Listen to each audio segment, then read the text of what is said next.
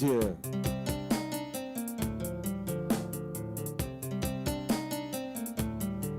Aha. Super. Ah. Yeah. Ah. Tuanze sasa. Hey.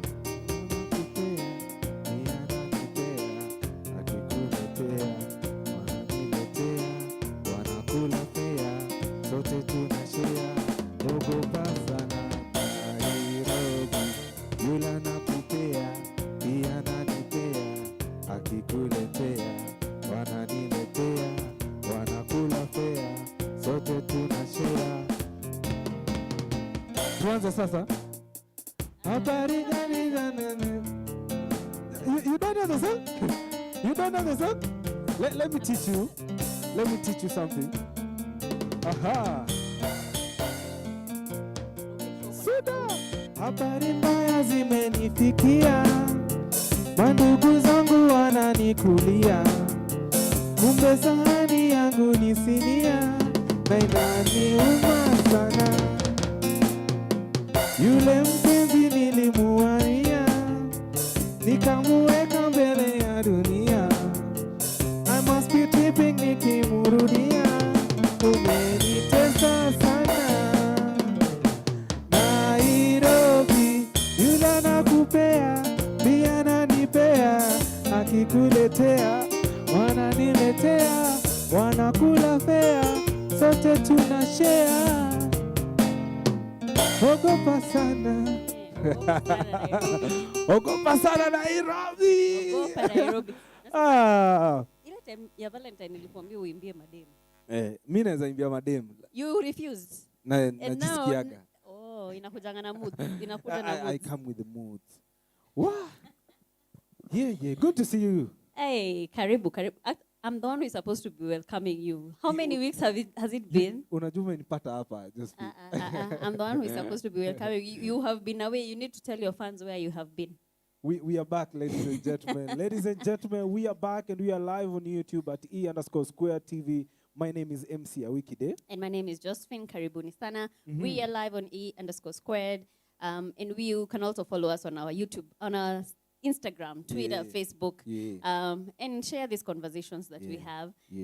Please tell a friend to tell a friend to tell a friend that we are live. We are live, guys. Yeah, that's how we do it. Yeah. And of course, man, not forgetting amazing our resident band, the Black Boy Band.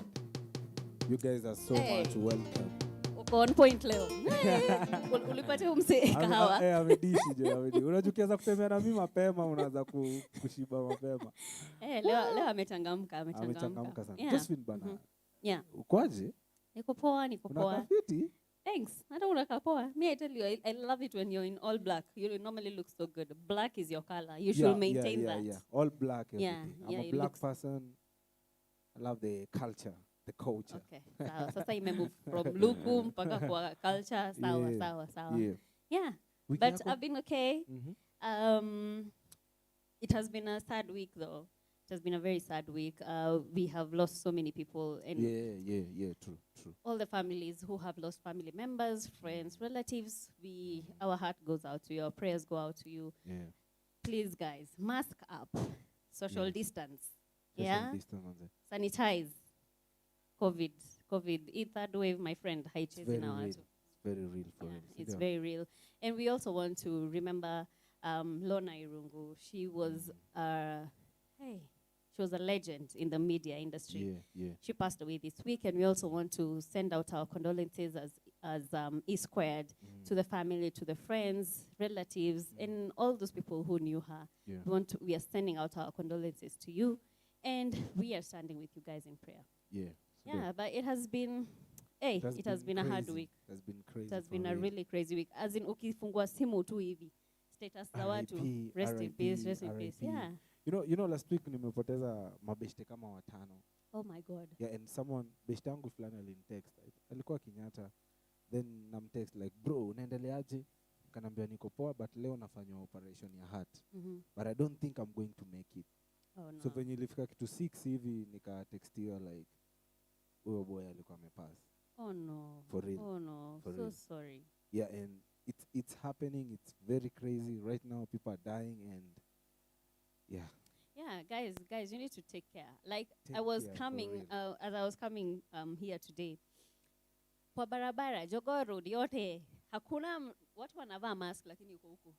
Iko huko. Wewe unajua, wewe umesikia hiyo jina inaitwaje kwanza? Jogoo Road. People really need to be very serious. Yeah, guys, please take this COVID seriously. It's a very serious thing.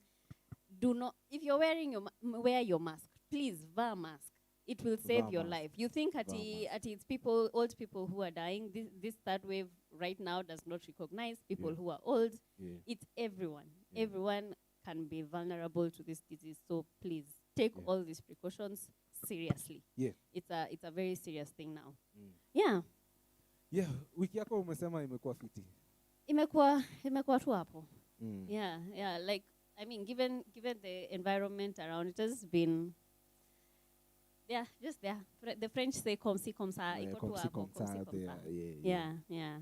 Me mine naweza sema imekuwa poa, imekuwa mbaya. Hata si wiki. Wewe kwanza ni wiki mbili, wiki tatu. It has been almost 3 weeks that you've been away from your fans. First of all, yani mafans wangu big up, yani wameningoja yani, lakini leo tumetuaja na tuko hapa kufanya ile mambo. Ulikuwa wapi? I've been very busy uko nje. And then I lost someone mwenye naita mom. Oh, sorry. Yeah, so kumekuwa tu hivi. Yeah. Then last week pia nilienda matanga on Saturday. So I thought nitarudi mapema, then tukakaa huko sana. Imekuwa tu a very crazy week for me. Hii wiki, big up by all the Tanzanian musician yani for standing with Magufuli. It was amazing. I wish Kenyan musician can do that. Yeah. Tuweze kusimama pamoja, tutoe mziki, inaweza kuwa poa. And of course, man, RIP Magufuli. He was a very good president. Hey. Ako serious. You know, Magufuli is the only president akifika hapa Kenya anasema, we mbona mmesimama hapa? Fagia hapa bana. He was a very amazing and he was president. So bold. He was very bold. As an African leader, we applaud his boldness for all that he was. Yeah. So guys, I think we can get this show on the road. We have an exciting show. Despite, I mean, kila mtu amekuwa na very hard week, so we are here to kuwachangamsha. You know, we have amazing artists in the studio today. And continue this conversation about business. Yeah, this whole month we've been talking about business. How do you run a business in Kenya? What are the opportunities available for young people? We talked about the online platform. And today now we want to figure out, yes, you have a business or you're employed, and probably that money is not enough. And you want to make more money the side. Maybe you can't do a side hustle or anything. But you can invest. Yeah, you can invest. Do you know how any other way that you can invest? You know, me I'm selling shoes, so that's my thing. Hata hiyo pesa unatumia kuuza viatu, you can multiply it. How? I was thinking of selling nyanya, you know, kitunguu pale mtaani. It's still a good business. Yes, it's still a good business. But today we are looking at the stock market. Okay. The stock market and the forex market.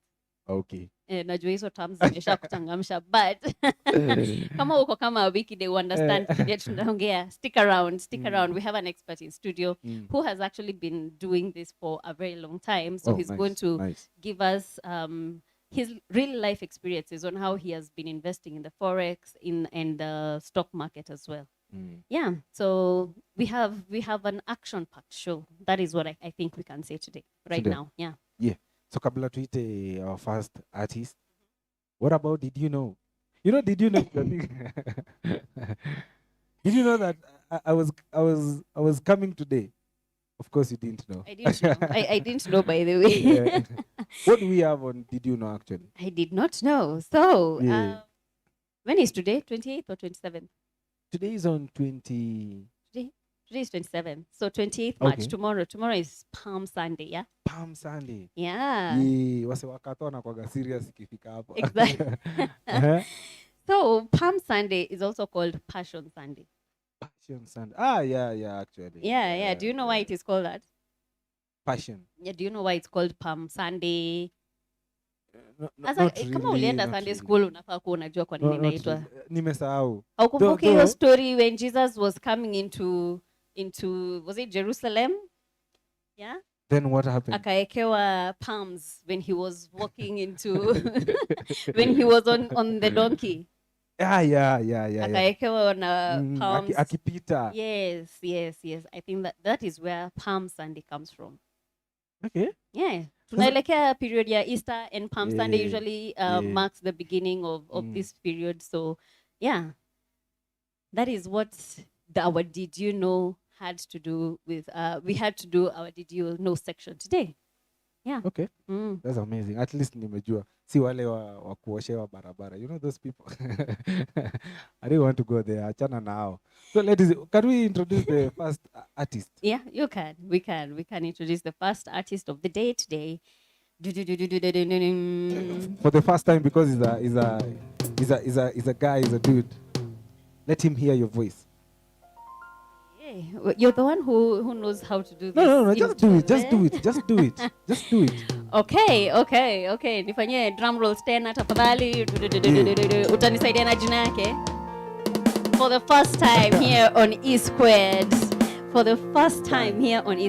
We are giving our platform to this amazing artist by the name of KUSTAE. KUSTAE. Karibu sana KUSTAE. Have I gotten your name right? Is it KUSTAE? What is it? KUSTAE. Okay, KUSTAE. All right, KUSTAE. Karibu sana. The stage is yours.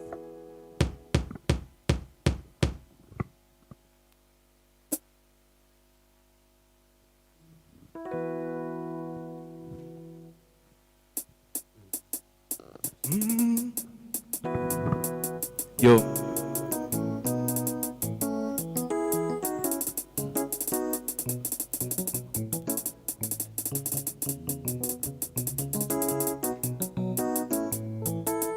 Taka nisonge na wewe, baba, usije kapatwa na maovu, baba, dunia imejaza mambo mengi, baba, taka uniepushe na yote, baba, wewe ndiye mwenye mali kutafuta usitafuti, wewe ndiye mwenye haki kuogopa nisiogopi, shetani ataka kuniteka, baba, atopata nafasi, iko chini ya ulinzi, mimi ni mtanashati, mambo mengi siyawezi, maana najongea kwa baba, anipe malazi nzuri, baba,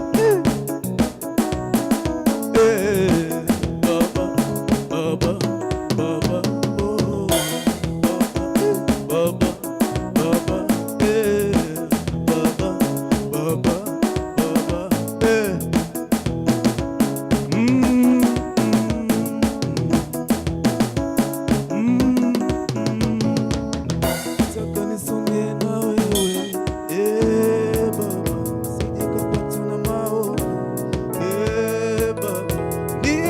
mambo mengi, baba, taka uniepushe na yote, wewe ndiye mwenye mali kutafuta nisitafuti, wewe ndiye mwenye haki kuogopa nisiogopi, shetani ataka kuniteka, baba, atopata nafasi, niko chini ya ulinzi, mimi ni mtanashati, mambo mengi siyawezi, maana najongea kwa baba, anipe malazi nzuri, baba, baba, baba, baba, baba, baba, oh, baba, baba, baba,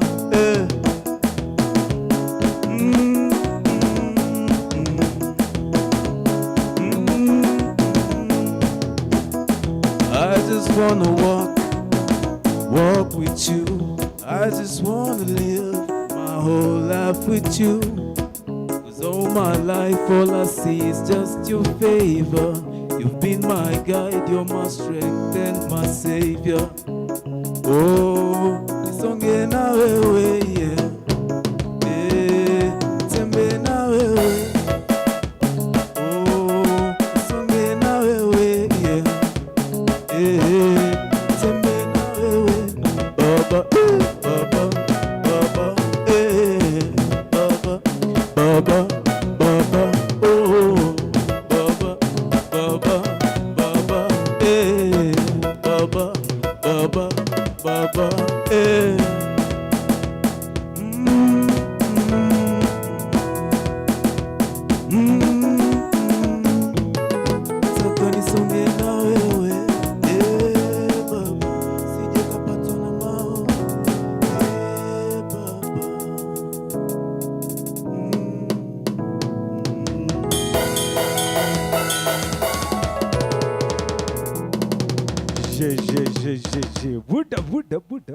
Buda. Rada ni gani wewe? Karibu sana Buda. Asante sana. Manze ngoma yani umetuanzisha nayo. Tamu sana. Nimenivutia, unajua nilikuwa malingale huko huko backstage. Lazima tuneka God mbele kila saa manze. Ni gospel. Gospel. Ni based on a true story ama ni kitu tu? It's based on a true story. Kuna time nilikuwa napikianga story mob, mambo mingi tuko live and kaka tu chini and I wrote that song. Hizo ni mambo gani hiyo Buda? Life to life. Life unajua ina mambo mingi sana. Na story mob sana. Karibu sana kwenye show. Kabla hatujaanza na hata kuingia kwa muziki sana na mambo ya live. Huu mzito ametoka wapi bana? Buji introduce hapo kwenye mimi naitwa KUSTAE, KUSTAE Graphics, nimegrow ya Islando K-South nasikianga watu ni wangori sana huko. Huko kuna talent mbaya. Huko ndo mali Abbas ametoka, huko ndo mali Bambu ametoka. Kuna the best DJs huko. Yeah. Apart from talent, kuna kitu fulani nasikia wanafanyaga huko Bangu huko. Kama gani? Sijasikia bado. Lakini kugrow Bangu manze ilikuwaje yani? Ni sawa. Bado uko sawa huko. Niko sawa bado. Ilikuwaje kugrow huko? Sawa ni base cool sana, inawasewa fiti. Wenye watu interact huko. Ni life ingine fiti sana. Inanga story mob. Inanga pressure. Wase huko angatua se humble sana. Yeah. Bado hujanimalizia hiyo story. Hujanimalizia hiyo story yani. Story ya sawa ni refu jo. Inaweza kuwa ka storytelling. Ndio kuna kwa interview hapa kwa interview tuambie sasa leo. Utuambie, changamshe tusikie Bangu vibe iko aje. Ni sawa si Bangu sawa. Sawa. Sijui mbona una confuse. Sawa uko fiti. Sawa. Okay, mimi naweza sema sawa uko fiti tu. Uko fiti. Uko fiti. Any challenges zenye ulipata as growing up as a person? Okay, in which field like sija get challenges tu ni at some point mtu akigrow unajua pia background. Kama nimetoka from a very humble background. Maybe shida zikuwa tu. Shida kidogo, challenges ni more. But pia when it comes to music pia nimepata challenges kibao pia at some point. So what about your background? Ni nini hiyo ilikuwa inafanyika? Because you are from a very humble background. Tell us. Life ni hard. What about it? Life ni hard aje? Vitu mob zimehappen throughout the years. So nikigrow tu nimepitia challenges. Yeah. Saa zingine za chuo vitu mob. Umeniepa sana Buda. Nimejaribu kutafuta lakini umeniepa sana. Muziki, hebu tubonge kuhusu muziki kidogo. Muziki ilianza nikiwa high school. High school. Ndio nilimit na maboys wawili wenye tuanga group moja inaitwa TLC. TLC. Yeah. TLC bado huko sawa bado. TLC ni sawa. So ni group ya rap. Like ni maboys wawili wenye wali introduce kwa the said. So nilianza kama rapper but ikafika mahali nikaanza kuimba, nika discover kumbe naweza imba, so tukaanza kuchange vibe yetu. Yeah. So ulianza kama rapper. Nilianza kama rapper. Bado unaweza spit ama ulisaweza? Unaweza? Hebu tusikie kama jamaa anakumbuka mistari ya hivi kidogo. Acha tusikie. Yo.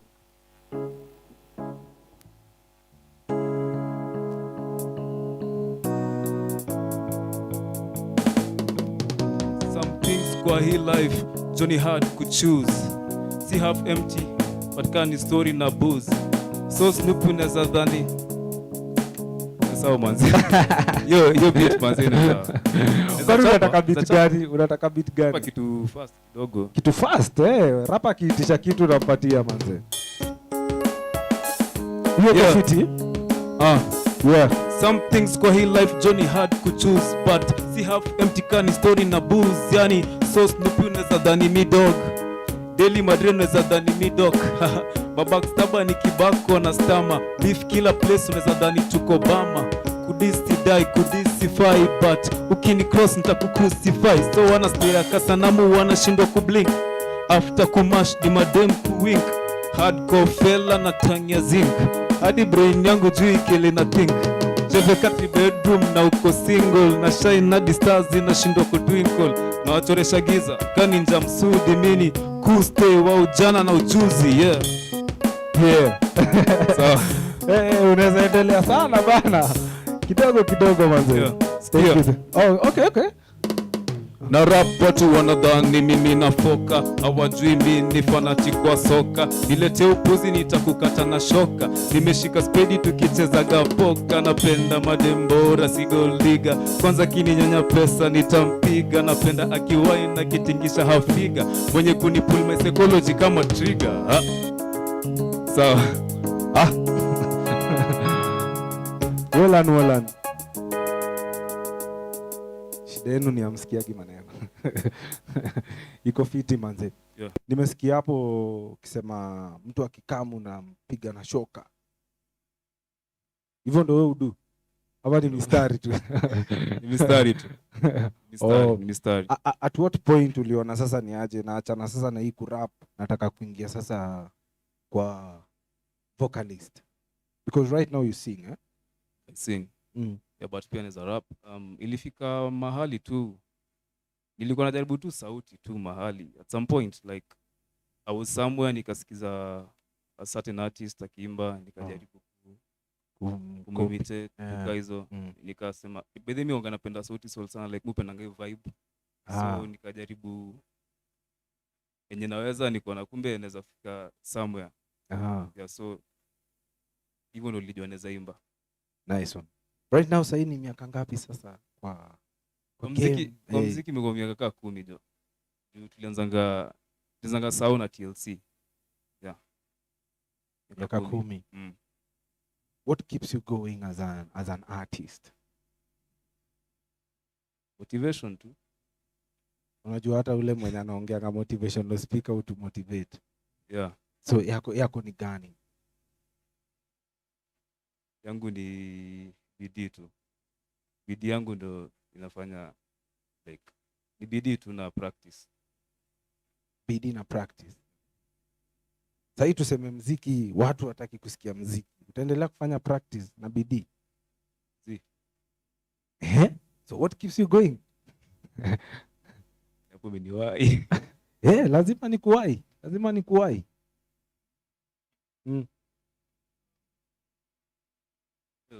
Naweza fanya muziki, ndafanya juu muziki na kila mtu. Muziki, unajua muziki it's not all about kusikiza tu, ni kusikiza pia zile vitu unaimba pia, kama ni vitu zina bamba, ni vitu hype, ama ni vitu zinapatia wase some message ama kitu kayo. Yeah, so muziki sidhani itaikuja kufa hata siku moja. When you are starting hapa, ukianza performance ulianza na gospel. So are you a gospel artist ama? I'm a versatile artist, like I can just fit in anywhere. Lesi yote tu. Ukiingizwa mahali unaweza chapa shughuli. Lesi yote tu. Pia wase ni wanimbanga secular, pia ni wase wa God pia, si ati ni wase. Wewe na amekwambia. Hapo usitu confuse. Tunajua watu wa secular ni wa secular, wa gospel ni wa gospel. Naweza decide kudu zote tu at some point. So mimi na do something different, like when it comes to secular, si kitu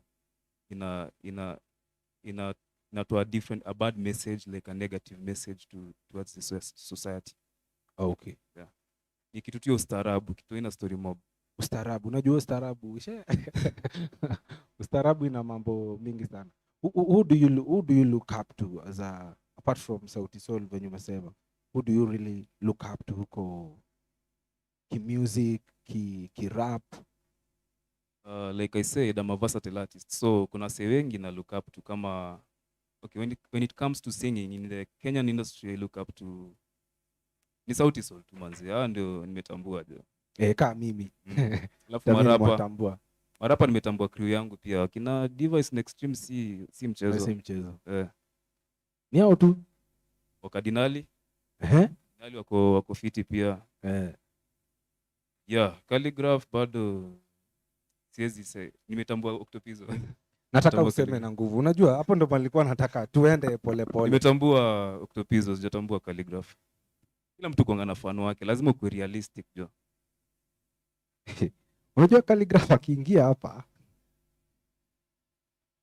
utajua OG ni OG. Aingie tu. Hii ni noma hii. So any message that you can tell to the young people, wale uprising superstars on this camera? Your message inaweza pass to my fellow artists na wasanii wenye na grow, ni bidii tu ndio kila kitu, alafu ujaribu kuwa unique. Uniqueness is everything. Like usikuwa na copy kila kitu like mse mwingine anadu. Just maintain uniqueness. That's all. Wow. Wasukume na wakuwe unique. Si ndio?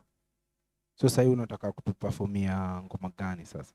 Kimalize. Unajua umenirusha hata hii interview yako sana. Hutaki kuniambia ukweli lakini ni sawa. Yeah, nataka kuperform Zoa Zoa. Ni ngoma fulani nimedu. Si ngoma yangu, ni ngoma nimedu na dem fulani inaitwa Tiffany. She's from around Buruburu. Okay. Ni ngoma yake nimemfeature. Inaitwa Zoa Zoa. Ulimfeature? Nilimfeature, featuring. Si ile kumfeature hapo hivi unaweza venye unaweza feature mzee kwa mbosho. Ni Stephanie, unaweza mfeature bwana. Tiffany. Unaweza mfeature uende naye. What about Zoa Zoa? What is it about? Zoa Zoa ni nini? Mbona hiyo jina? Zoa Zoa ina major na real life situation, like venye watu kwa sana kwa keja mwakituka hiyo. Venye watu kwa sana tu mtaani tu, yani the young, maybe the young couple ama wasi wamemarika. Yeah, nice one. So ya mwisho tukimalizia, apart from music, is there anything that you do, bro? Yeah, I'm a graphic designer. Okay. Profession.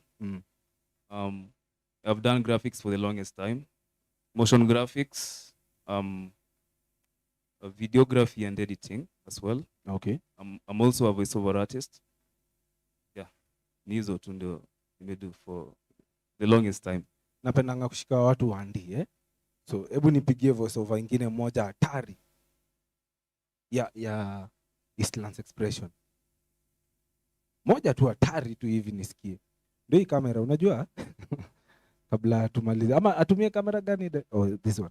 Eastlands Expressions is brought to you by Black Boy Studios. So I want you to repeat ni kama mwenye amekunywa soda saa hii. Eastlands Expressions is brought to you by Black Boy Studios. So I want you to say Black Boy Media. Black Boy Media. So start it again and then sema hiyo kitu and then Black Eastlands Expressions is brought to you by Black Boy Media. Based in Buruburu, Mesora. Hey, that's a good one. You have a voice. You have a very nice voice. Yeah. Sindio? So umesema unafanyaga nini apart from music, videography, gani ingine? I do graphic design. Graphics ni wide, like kuna branding, prototyping, motion graphics ni wide. So niko tu hapo ndani ya graphics. Kija na kazi itafanya tu. Yes, ndio. Yeah. Alafu wase wanaweza kupata wapi kwa mtandao? Kwa mtandao siko Facebook, niko Instagram pekee. So like follow me at KUSTAE_VFX. That's my Instagram handle. KUSTAE_VFX. KUSTAE_VFX. VFX. Yeah. Okay. Mama sana. Ladies and gentlemen, right about now, KUSTAE performing live Zoa Zoa, watu ambao wanakosana kwa nyumba na wanapendana.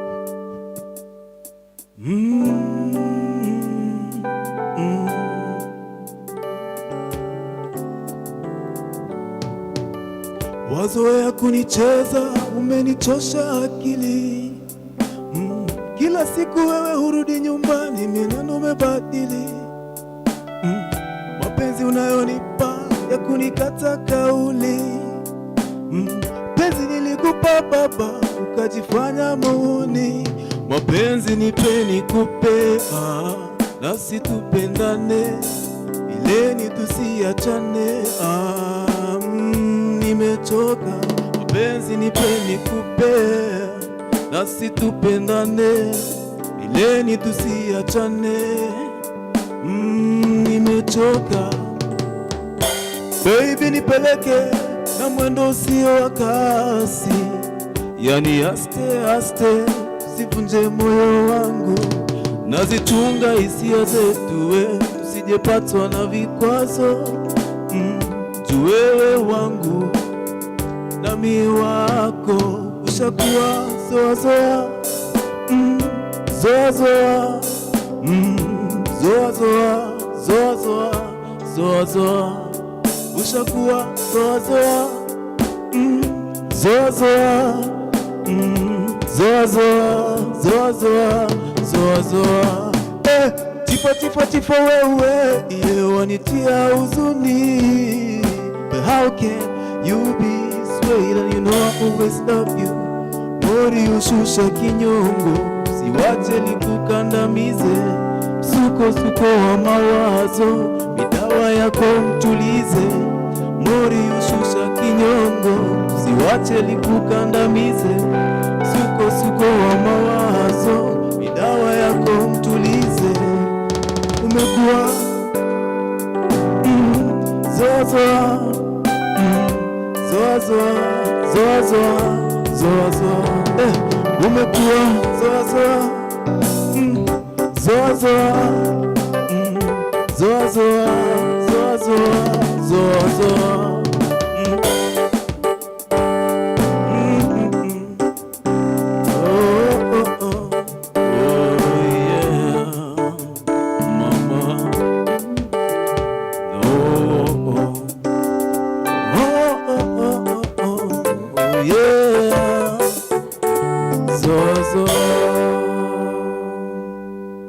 Thank you.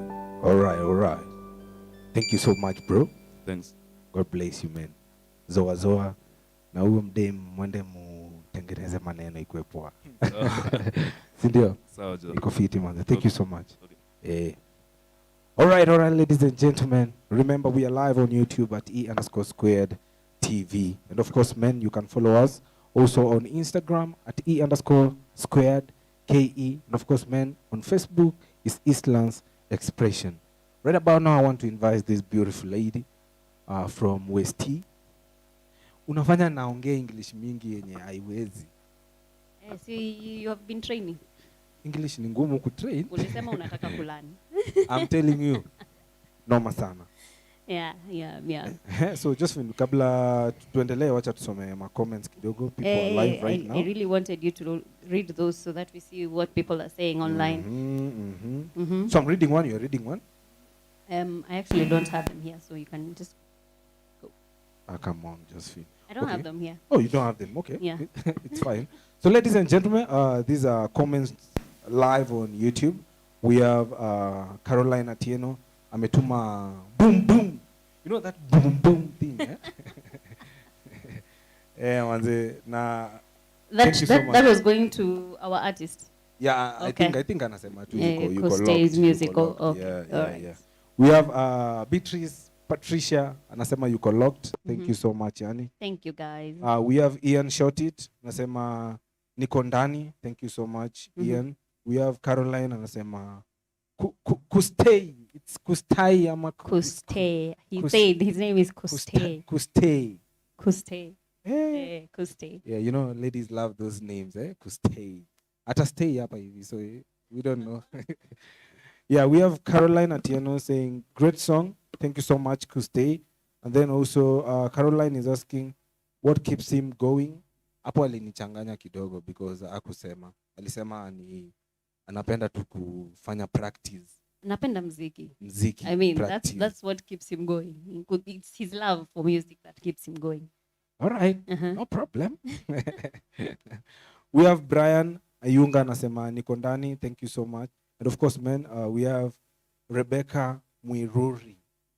Unajua Rebecca amesema nini? Sama. A weekday is back. Yeah. Finally. Like finally, yani.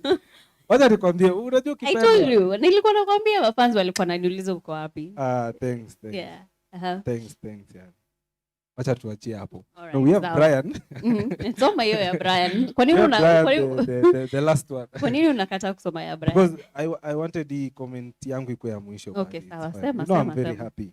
We have Brian anasema amazing song from KUSTAE. KUSTAE. The name KUSTAE. You know, ladies wanashikanga jina kaa hizi. I will stay with the KUSTAE. Ushasema. But thank you guys. Thank you for each and every one of you who has sent your comments. Thank you for your feedback. Yeah. Keep them coming. We are getting into a very interesting part of this show. We are going to be learning a lot. Something that a lot of people have been asking questions about online. How do you trade in the forex market? How do you trade in the stock market? They're so different, by the way. People need to know the difference between those two. So I told you, we have a person who has actually been doing this for a very long time. So he actually has experience. What he's going to be telling us, ni kitu amefanya. Not at what we see online. There people say, what wakisema, nilifanya. So this is first-hand experience from someone who trades in the forex and also in the stock market. So he'll also get to understand. We'll also get to understand what the process behind that. But before then, tulienda Huruma. This week, yes, tulienda Huruma, and we followed up this conversation of how do people run business? How do young people start and run businesses? Okay. Watu wako na information gani huku nje venye biashara inafaa kurun?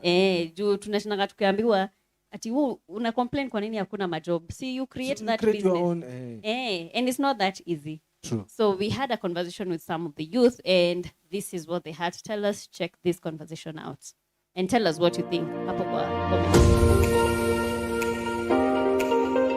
The month of March has been an amazing month, guys. We have been enlightening you guys on how to start up, run a business, and be able to conquer in your business world successfully. This is Square Mtani. My name is Carolina Cheno, and welcome to the show. Mimi spendi employment, unanipata? Wenyewe ku create your rules na bado wewe ndo unamtengenezea do yake. Si hata natengeneza do yangu. Mimi labda na make nini pay slip yangu, unaona? Lakini sasa kuna ile do mimi nataka nijimekie, nijue loss yangu, nijue profit yangu, unaona? Ndio viatu si kama kitu ati commodity na kama expire, unaona? Sasa kila kitu kuna kama ume maintain tu venye iko. Kuna siku yenye utakuja tu inapata customer wake, unaona? Sababu bora tu maintain tu usafi, juu customer anapenda kitu safi, kitu inavutia macho. Unaona tuko hapa na mandugu bado. Watu tumejipush, nikiona Kantos amechangamka, pia mimi na change mood, pia mimi nachangamu. Hadi sengine tu uraushana, bado unaraushwa hadi uende soko. Wewe amuka, ingia soko. Bado at the end of the day utajua ni kiatu gani unakamkuuza. Wewe manuva aje kuwa msanii, bado kuna hizi yako, umesema bado wewe uchora, wewe umanager. Mimi ujimanager hizo vitu kama practice za usanii ama hizo kuchora. Kila mmoja kuna time yake na nakunga mimi practice usiku. Nikishafunga jisifunga mount saa 3:30. Before niende my area nijiprepare Nyandamanga. Alafu nachukua kitabu. Either nipige hapo freestyle kazangu hapo kadhaa. Kama ni picha hapo ni meditate nayo. Kama kesho kama kesho siwezi nini soko kama ni saa 2 jioni naweza fanya. Juu Sunday stand soko. Yora nikienda the whole night. Kesho asubuhi ndakuwa na time na dozi. Chukua viatu pale soko. Hebu tu check your process wako kimali. Umeweka pale kwa shelf. Uko ready kubuy. Siku za mtumba unajua niko na kazi mbaya sana. Basi ndio. Nafikiri wakikuja wanaona tu kiatu iko hapa, umenunua kiatu ni safi, lakini ni process. Uamke asubuhi, umeingia soko umehema, so unajua kila kiatu kuna vile inakaa, kuna kiatu hizi sugua na mawe ya ili kwa sole hapa hivi juu yake, unaona. Lakini hizi zote ni tools. So COVID imeaffect aje? COVID ndio imetuaffect. Kwanza hiyo mwaka imepita hapo ma 2020. Tunapata kwanza hapo Januari, unajua imeanza hiyo area hapo hiyo masiku. Tunapata sasa mtu anapiga hesabu ya mimi job tumesimamishwa. Hii do kiasi niko nayo. Natumia ni sustain ama na buy kiatu. Unaona? As a normal human being yenyewe utaona yenyewe zile necessities yenyewe unaona hizi kama food hivi, kulipa rent, unaona vitu kama hizo. Sasa mtu anaangalia mimi nalipa rent ama ndabai kiatu. Kwanza hiyo enzi ya corona imetuchapa aje. Unatulia na kiatu, unapata kiatu labda ulitoa hata na 700, lakini utakuja uuze 600, umeenda minus 100. Alafu sasa watu wakakuwa walikuwa nazo, mtu anafikiria business. Unaona? Na mtu akakuja hapa umwambie nini jo ni deno, iko hivi jo nipeleke soko, nifundishe biashara, utamtoka. Hii mtaa shida si customer wako, lakini sasa challenges nyingi ni inakuja hapa kwa wizi. Kama mimi nikianza biashara, okay, nilikuwa na stock enough. Nasema hapa takatengeneza, lakini unapata umenunua warugunia ukileta. Umeiacha hapa juu umejua hii stores unalipia. What about nikiacha kila kitu yangu hapa, unapata tena zimeibiwa. Unajua huyu ni bishti yako ule wa ndani amekuja, bro, konjani kwa kiunenge niwekee hapo ya 50 ya chuani, unamchapa ya chuani, anakanyaga. Kesho tena anarudi. So unajua vitu kama hizo, kitu ya kwanza inakurudisha chini. Unaamua nifunge tu biashara niachane nayo. Na tena unafika hivi unasema hii ni life yangu. Unaona? Juu ushaamua kazi utaki, unataka kujiemploy. Sasa unajiamulia tu, unasema liwe liwala. Hata wanibie leo, kesho bishti yangu asipolipa, sasa next akikuja unamwekea macho ngumu. Unaweza sema COVID imeaffect aje biashara yako so far? Sasa hii COVID mimi kwangu imejaribu kunijenga kidogo, si sana lakini kidogo. Tuna offer wide range of services. Tunaweka movies, softwares, other things tuna work on kudu, like I'm working on building on coding, and then also have PlayStation. How did the idea come about? The idea sisi jua ilianza vizuri, but nilikuwa na friends wanafanya, and nilikuwa naona inawapeleka poa, and I was broke, so I needed to start kitu tu ya kunisongesha mbele. So wewe ukianza busy yako after kuona mabishti wako wakifanya nilikuwa na work for them, ulikuwa expect nini before ungekuwa used? At first nilikuwa na high expectations, like itapick very fast, nini itakuwa successful, but ilikuwa disappointment. Siwezi kataa. Then I didn't do my math right, kubuy hizo stuff, kubuy the machines you need, nini. It took me a while, but something really keep going. Nilikuwa tu na ile raw ya kutaka, and also I guess kuna generation tunapenda vitu visual. So mimi mwenyewe hata like I didn't have customers, tu nilikuwa tunakaa na watch movie na sikia poa. Basically peak after kitu like 2 months hivi. Ili peak mwenye nilianza kujua the right ways of kufanya biz, the right way ya kupata those stuff za kumove. And also pia ili peak vizuri when ni diversify. Like nilianza kusell electricals, phone accessories, nini hizo. At that point really peak for. The first capital, the first initial really save. Then I'm also trying, apart from this, I'm also trying other stuff. I've tried bado invest kwa mambo agriculture, raising animals and stuff. So it was funny, nilibuy kuku, then I raised them, nikakuwa kubwa, then during the holiday nikauza. So that money ndo ilinisaidia kupata the initial capital for buying my computers, my machines even. This time ya COVID and stuff, it was tough, but to me I've seen myself advance to new areas zenye singe advance.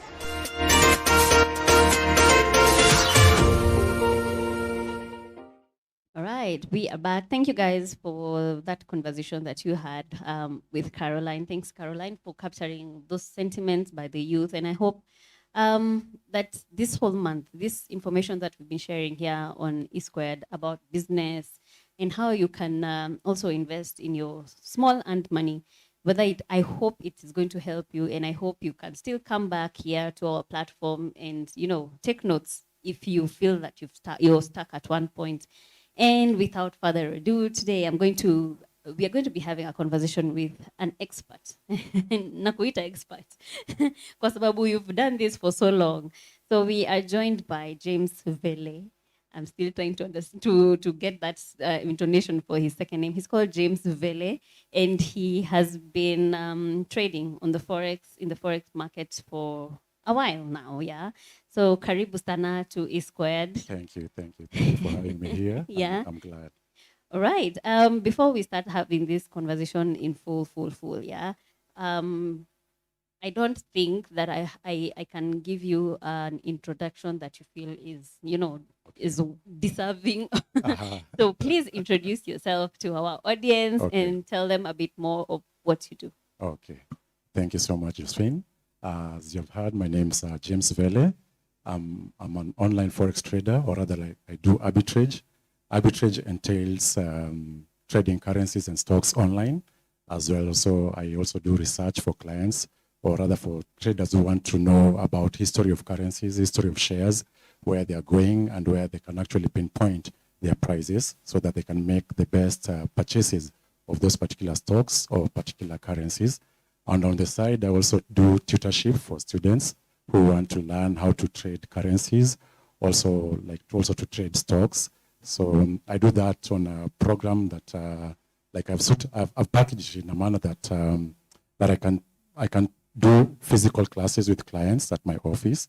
Also that I can also do online classes for those clients who are not able to come to the office. So classes normally vary for a dispensation of almost 3 months, but it depends also with the IQ of the student. You see, people are different. So you can't say that because of someone's passion, you put a time limit on them. So there are students who can take 6 months to learn, others 4 months, others 3 months.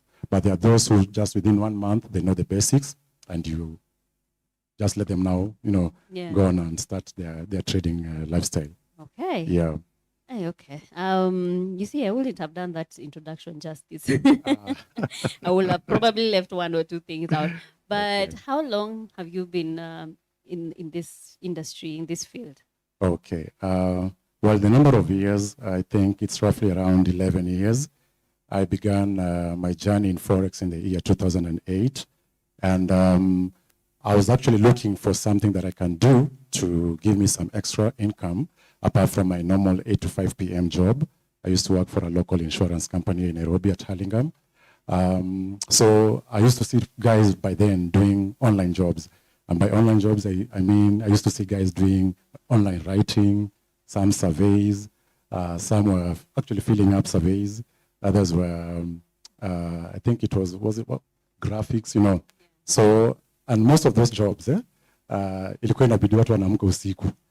Yeah, you scramble to get. Yeah. So I was asking myself, will I wake up at night to do an online job, and then by 5 a.m. I have to prepare to go to work? Yeah. So I was still kind of trying to look into the waters, into the internet world. If there's something that I can do that can really just help me to have a security that in case my jobs come to an end, do I have something that I can sustain myself online? So one day, it was just a coincidence that by then, the modems, I think Safaricom and people used to have internet walikuwa tumia kama Access Kenya, wala wanajiweza.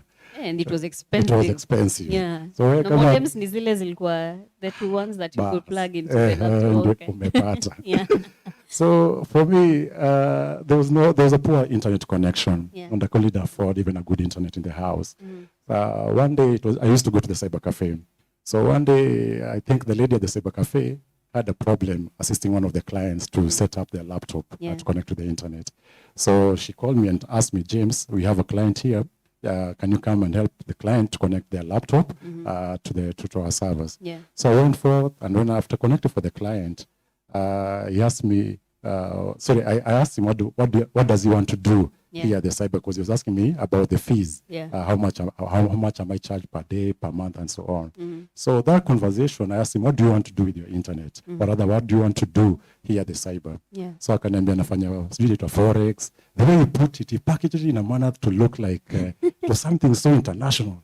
And I don't beautiful, know. Yes. The US uses Kenya to do strategic survey for their money markets. So I asked him, can you show me on the laptop what is all about? Practically what you're talking about. So I just saw charts. Naona amechora lines hapo nini. Vitu zinaenda tu hivi. Yeah. And at that time, back in the company that I used to work at, we were about to be placed under statutory management. The company was going bankrupt. Yeah. So something just clicked within. I said, James, take this thing seriously, just pursue him. So akaniambia nafanya forex. That time he was actually planning for his wedding, so he didn't have a lot of time to tutor. So anytime I go to his house, he used to be very busy or up and down planning for his wedding. So I just decided, let me ask him for the websites, because I know I'm an astute trader. I like to research. So he gave me the websites. They didn't make any sense. So it was just, there was no one to actually start me up. But I just kept on reading and continued with my work. So for me, there was something called passion, passion and persistence. But my friends kept on asking me, James, we look for another job in another company. So, but for me, every weekend, I'm at the cyber cafe, studying, printing. I go with the manuals to the house because I didn't have, internet in the house. So I just keep on reading. I read for almost 4 months. I download the notes, I reread, and mtu akaniambia utasoma lakini practicals hakuna kitaweza. So tuingie kwa computer. So I started with a dummy account. The good thing about forex is that even the stocks, most brokerage companies, they allow you to download a demo account. So you can actually practice with virtual money, even if you're not starting with your own physical money. That demo account that you're talking about, does the market reflect what is happening in the real world? True, exactly. Okay. Exactly. So I started with that demo account. Used to make a lot of mistakes, but I knew the concepts now, from how to buy, how to sell, how to close in profits, and so on, all that. But there was still some nitty-gritties in terms of mistakes that I was making. So I got some small funding from my late mom. She gave me around $500. Akaniambia na hiyo pesa usichome. Hiyo pesa ujue kuna wadogo wangu. So I just took confidence. I said, anyway, God help me, at least with the knowledge I have. By then we had gotten our recruitment our retrenchment letters from the company, from the insurance company.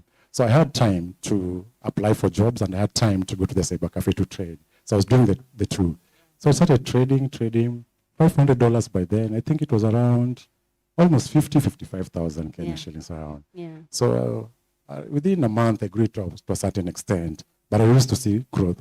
What I didn't know is that anytime you make profits, make sure you separate your profits and you do compounding interest. Like part of the profits, you lay them up to your account. So nilikuwa nacha tu account ina grow. Oh, unaziacha tu. Profit tu zinaendelea zina grow na hapa hii. Uko na do. Sasa hii ndio pesa. Na dollars, but one day I made a mistake. I didn't know how to set parameters, like where to control my losses and where to control my profits. I just had a lengthy meeting with someone in town. So upon coming back to the house, when I went to the cyber, I found that almost the profits that I kept for that 1 month and some few weeks, 70% of the profits were lost. Oh, wow. Okay. Before we get into the losses, the compounding interest and everything, I know probably some viewers have been lost. So let's just go back. I just wanted to understand how long you've been doing this. And so we are going to talk more in depth about how that happened. But so you found an opportunity in investing in the stock market and the forex market. Yes. Because you had, and you realized that this 8 to 5 is not satisfying me. True. And I know a lot of people who are probably watching also thinking, by the way, 30K, 50K napata haini sustain venye nataka, or I probably want to do a project on the side and I don't know how else to make money. What are the opportunities available? What is the stock market? We start from there. What are shares? How does someone even start this journey into the stock market? There's a big difference between stocks and currencies. With stocks, I'll put it in a layman's language. Stocks, you get to, it's a medium whereby you get to buy shares of public quoted companies which are listed in the Nairobi Stock Exchange or different stock exchanges around the world, be it the London market, be it the New York market, be it the Tokyo or Frankfurt market or Zurich market. So there are companies which are actually quoted. They have been listed in those particular stock exchange companies. So they normally offer stocks, or rather like they offer shares of their stocks to the public through something called IPO, which is initial public offer, so that clients or investors, they can come and buy those particular shares to own an element or a percentage of that company. So the companies themselves, in return, they get an avenue to get capital to boost their business in terms of able to merge their whatever, how do I put it? The projection for that year, what they want to do in terms of the capital they need to undertake their business. Okay, and I think a lot of Kenyans will probably recall the Safaricom IPO. And I think that is the one that a lot of people realized, oh, so I can actually invest in the stock market. True. But yes, you go into the stock market, you're told una buy shares of Safaricom, but you don't know exactly how to monitor, how do you nimeweka do, and then after that, what happens? Okay. Yeah. So to be able to get to the stock market, I'll use our local setting. One, you need to open an online account. Is that what you call the CDSP account? The CDS account, true. Yeah. So you need to identify first a brokerage company. We have several companies that actually do offer those services to be able to access the market. We call it a secondary market because it's not a primary. You're not dealing directly with the companies. So you have to purchase the shares through a brokerage company. So you have to do a research on the companies that have been there for long. Don't go for companies which have been in existence for 1 or 2 years. They might end up actually failing with your money, and you'll not get, like they wound up with your money. So you look for well-established companies. I'll say probably 3 to 5 years and above. For example, I'll say there's Diane Blair Bank, Investment Bank. There's Suntra Investment Bank. We have Kingdom Securities. We have ABC Capital Limited. There are several companies which are under the Nairobi Stock Exchange. Like in Genghis, exactly. This Sterling, and so on. So once you identify a good brokerage company, you open up a CDS account with them. I think roughly, mostly it costs around 1,200 Kenya shillings to just open that account. I left it at that range. And then they'll also charge you a monthly fee for just keeping that account active, which is like 100 Kenya shillings, Bob. Okay. Yeah. And I also realized the NSC has also started, and they have an app that you can also open a CDSC account from. True. Do you need to pay for that even to keep your account active? You can download the app on your phone. Yeah. But now, because you're using the app for that particular company, now you'll be paying that monthly fee. Okay, I hope I'm clear on that. Okay. Yeah. All right. If at all you are using a brokerage company, they'll charge you a small fee to just keep that account active. Okay. Yeah. But can you do it by yourself without a brokerage company? Can you have downloaded the app, the NSC app, and you know what companies maybe you want to trade with Safaricom, KQ. Okay. Can you do that by yourself? You can do that by yourself. You can actually, maybe I'll ask. Can you trade by yourself? You can trade by yourself. Without the Diane Blairs and the Genghis. You can. You can trade by yourself because there are two options. You can either seek for the services of a brokerage company to be trading for you full time, or alternatively, you can trade for yourself over the phone or even having your own laptop. Okay. Yeah.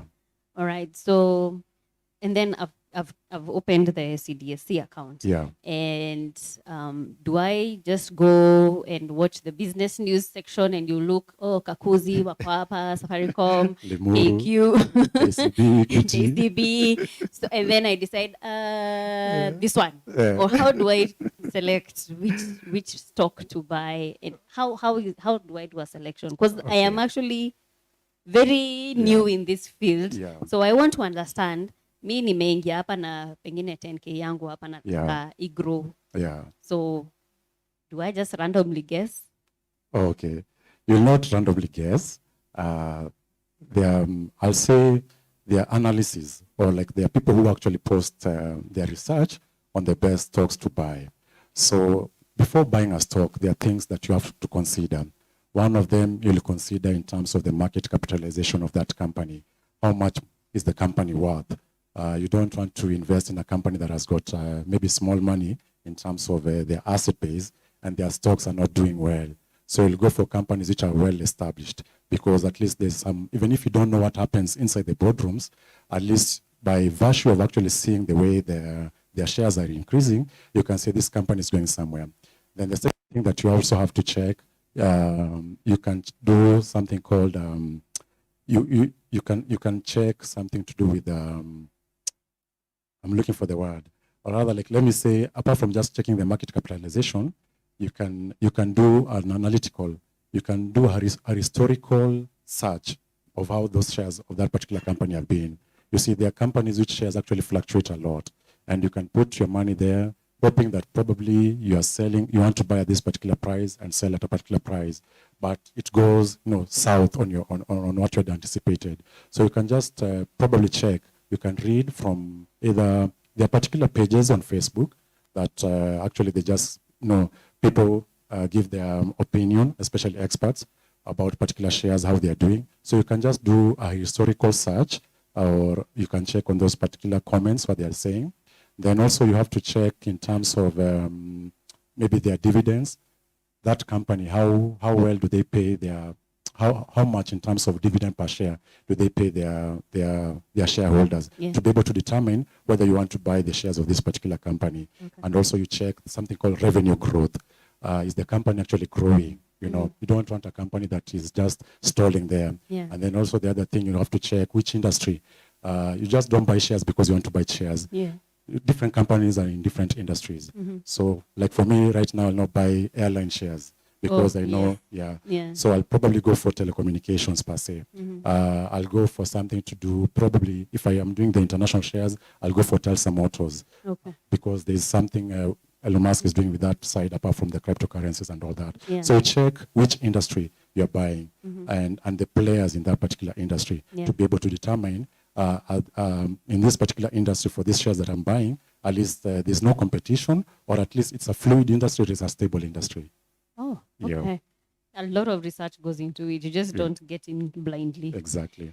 And is there a minimum or maximum amount that I can invest as if I'm a starter, if I'm just a beginner? Yeah. Well, there's a minimum amount. I'll put it as that. I'll say in any business, there are things that also you have to ask for yourself before actually determining the amount that you want to put in. Yeah. There's something called a client's risk appetite. There's someone probably for them 10,000 is not a lot of money, or 50,000, or that 100,000. Yeah. So we cannot be all on the same level. True. So you ask yourself your risk appetite. You don't want to tie money that if at all it's stuck there, it will dent your day-to-day kind of movement, or your monthly, the way you normally pay bills. So you ask yourself, what is my risk appetite?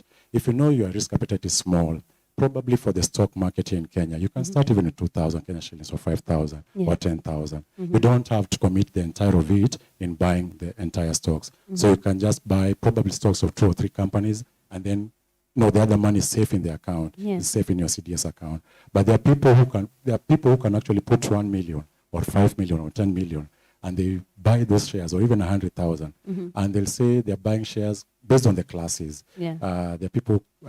We have shares which are called growth stock. So you buy shares for the sake of actually you want to just grow your capital. Okay. So there are people who hold those shares for a period of 3 to 5 years. There are people who, on the same note, they buy shares in terms of, I'll say, like they're picking. The way you put it, yeah. It's called stock picking. You just want to quick bucks, pesa haraka haraka.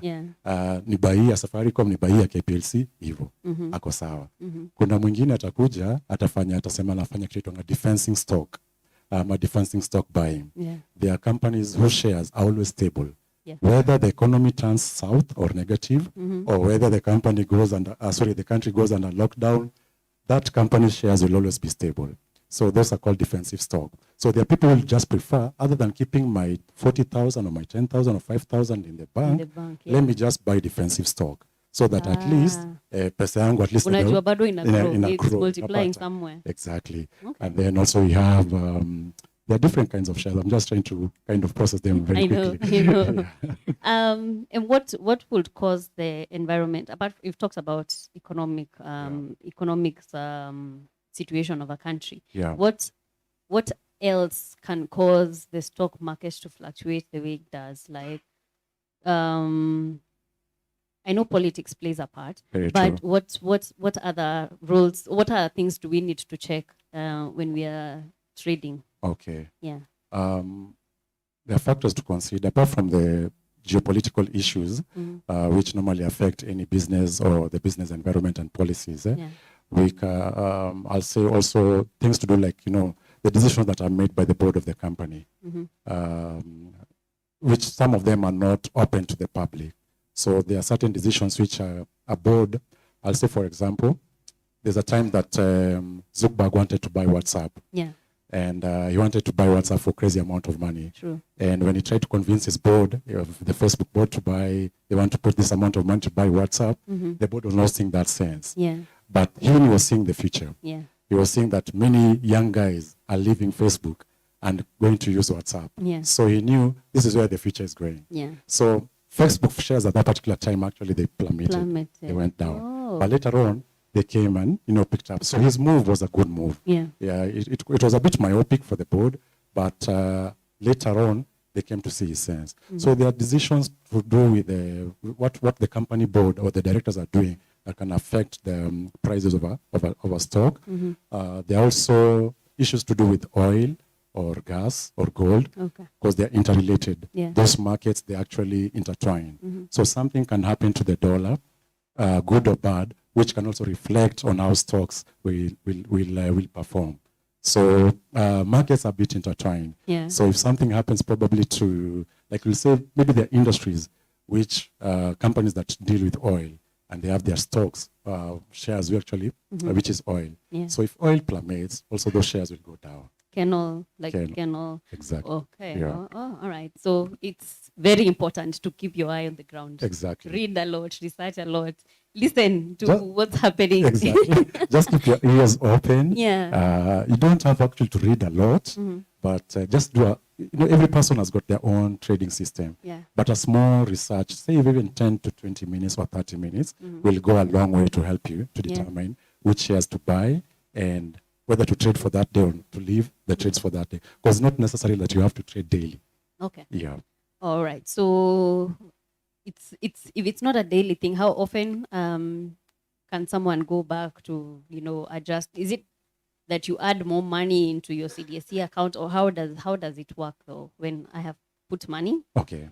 I have seen maybe Safaricom or Kernel there's something that has happened and the stock has gone up. Okay. So can I choose to add money, or even the one that's there is still okay to multiply? Okay, there's an option you can add money if you want to add money to your CDS account. Yeah. Tentatively, you also, when the stocks that you have purchased, either if you're doing it for yourself or the brokerage company is doing it for yourself, and you're seeing that, let's say maybe I've engaged the services of a broker, of a brokerage company, and I'm seeing that they bought probably Safaricom, or they bought Limuru or Kakuzi or so on, or maybe KCB or Equity, and I'm seeing they've made a particular margin, then you can just instruct your broker, either via email or a phone call, and you tell them that at least you want to close in this amount of profits. Okay. So they'll just execute your command, and depends whether you want your money to come via M-Pesa or to your local bank account. Okay. So different brokerage companies, they have a dispensation period of how long that money shall come to your account. Some 1 day, some 2 days, a long 3 days, you'll have your money in your account or in your M-Pesa. Okay. Yeah. Those are shares, and there's also something treasury bills that people also invest in. Yeah. What are treasury bills, and how different are they from buying shares? Okay. Well, in a layman's language, I'll say time to time, government needs to raise money through different initiatives. One of them is through treasury bills. So they'll issue it's kind of short term. Like they'll just say that they have a particular number of bills they want to release to the public. So it's like you're giving the government a loan.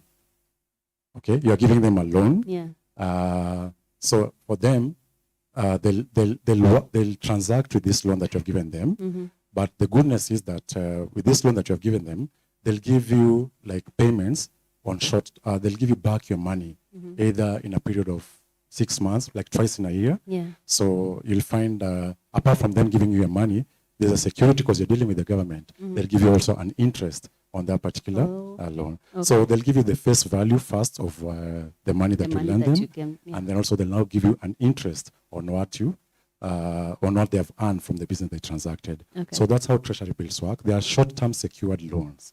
So there's a security towards it. So you're loaning the government. Exactly. Wakikurudishia wanakurudisha na interest. Exactly. In very basic terms. Yeah. How do I know when there are treasury bills that have been released for the public? Okay. That one, I'll say one, you need also to check with the Central Bank of Kenya as well. Just go to the site, they are there. At least you can inquire more even from the Nairobi Stock Exchange as well, if you want to engage with the treasury bills. For me personally, I've never actually gone that direction. So I'll say my knowledge about it is not that vast, but I know there are people, because the people actually invest in treasury bills, they also don't put small money. They put a huge chunk of money. Exactly. Okay. That is the stock market. Yes. And guys, if you have any question that I haven't asked Mr. James here about the stock market, please bring those questions. We're going to be reading them. He's going to answer all the questions that you have. So moving now to something that you do on your day-to-day basis that's at the back of your mind, you know. Trading in the Forex market. How different is it from the stock market? Okay. One, there's a very big difference. I'll try and summarize it. With the Forex market, here you're buying and selling currencies with an aim of making profit. So the advantage of the Forex market is that it's a very volatile market. It's a high risk, high return market, high return kind of business. With the stock on the other side, the risks are very minimal. So stocks, at least you'll know you'll not burn your money quickly, if at all the risk side of the business comes to you. So Forex, the advantage is that it's a 24-hour, 5 days in a week, 5.5 days in a week trade. Stocks sometimes, yes, you can trade 24 hours, but they lag behind. So the advantage with Forex is that the volume in terms of the amount of money traded in Forex is quite bigger than the stock exchange. I'll give an example. There's what several banks, like there's a body that stands for bank. They did a triennial annual report, and they came to realize that the amount of volume, or rather money that is traded on a daily basis in the Forex market is $5.1 trillion on a day. Wow. Yeah. Trillion dollars. In a day? Yeah, it's a day. As compared to the New York Stock Exchange, which trades at volume recently, I think it's now almost $55 billion a day. Wow. So there's a lot of money to be made in the Forex market. Okay. But this money is not for everyone, because there's so many players in it. Yeah. So with Forex, to be able to really, sorry, the difference is that here you're dealing with currencies. You see, if I want to go to, it's just like, I'll put it at a typical example. Yeah. Let's say I'm going to Egypt to see the pyramids of Egypt. I'll not go to see the pyramids of Egypt as a tourist with my Kenyan currency. True. So I need to buy the Egyptian pound. Yeah. So, but I need to exchange that Egyptian, I need to convert my Kenyan currencies to the Egyptian pound. Yeah. If I'm ordering probably, if let's say I'm buying a pizza from a particular country. Yeah. Let's say even in Paris, I'll need to convert my Kenya shillings into the euro. Yeah. So basically that's how Forex is. Okay. I'm buying a currency, I'm exchanging my currencies to gain the currency of another country, because the figures, the exchange rate, it's always constantly changing. Yeah. So it's a 24-hour economy, and the advantage is that it's a 24-hour market. We have different kind of markets. We have the London market, we have the New York market, which is the US market. Yeah. Which we have the Sydney market, then we have the Asian market, which is actually the Tokyo, Singapore, and Hong Kong market. Normally traded within the wee hours of the morning. Yeah. Kama uko saa 9 asubuhi mpaka almost saa 1 saa 2. Okay. And then we have now the European market, which is now the London, the Zurich, the Frankfurt, and so on. Yeah. So you'll find, even if this market, if I'm trading the London market in the morning session, and it comes to an end, in the afternoon at around 3:30 Kenyan time, the New York market has started. Okay. So if the New York market comes to an end, the Sydney market is going on. That is the Australian market. Yeah. If the Australian market comes to an end, the Hong Kong, that is the Asian market, is still going on. Okay. So it's a 24-hour economy. Yeah. So you're always there. You can, it's not only jipange, or just not to trade, now which is the favorable market. Okay. I don't think this period we have is going to cover all the questions that are running in my mind as you're talking. But in very basic terms, how does someone start trading in the forex market? Okay. To be able to access the market or to begin the forex market, there are a couple of things that you need to, first of all, consider. You need to have a good laptop and a good internet connection. Either if you're not having a laptop, you can also use your phone or your iPad. Then the second thing you need to identify is to identify a brokerage company that you're going to be dealing with. To be able to access the online market, because it's a virtual market, the exchange is taking place online. Okay. There are many players in it. There are banks which are selling and buying currencies. We have other institutional players like Olmush or Britam and other companies of the world. We have what we call the big boys, people like Akina Trump, Bill Gates, Richard Branson, and so on. Yeah. And now retail investors like you and I. But we are meeting online to be able to transact. So before we continue, so this one, you can't trade directly as in the way you would in the stock market? No. This one, you need a brokerage You need company. the services of brokerage company Okay. to be able to access.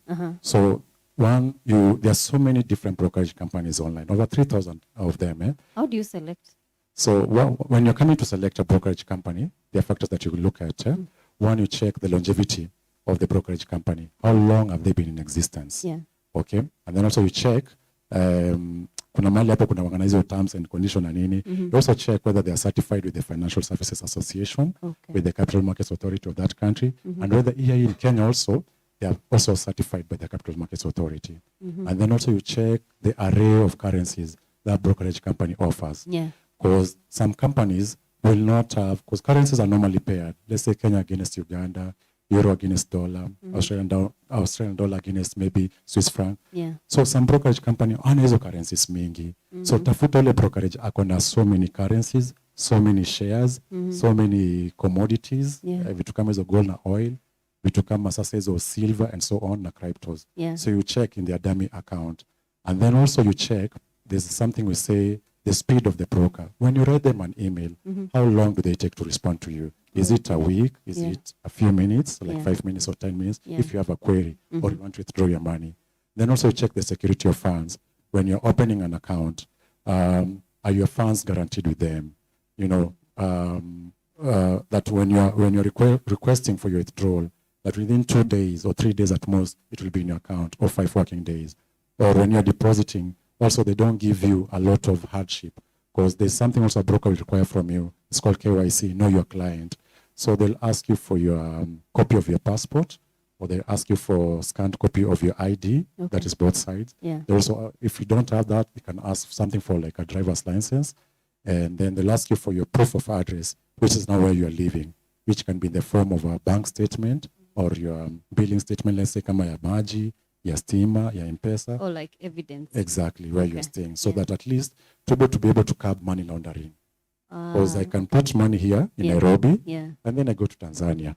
After a month, I withdraw that money. And I say, this is the source of my income that I invested. But the brokerage company doesn't know that I was just using this avenue to conceal the true funds or the true source of my funds. So those things, check the speed of the broker, how fast they respond to you, how easy they make it for you to open the account. They don't ask for a lot of details, just your ID and your proof of address, and maybe like what else, like a bank statement and so on. And also you check how fast they respond to, how quick they are in processing your funds, in case you want to do a withdrawal. And then also the array of currencies or shares and other instruments that they offer. Yeah, and the longevity. The longevity. Yeah.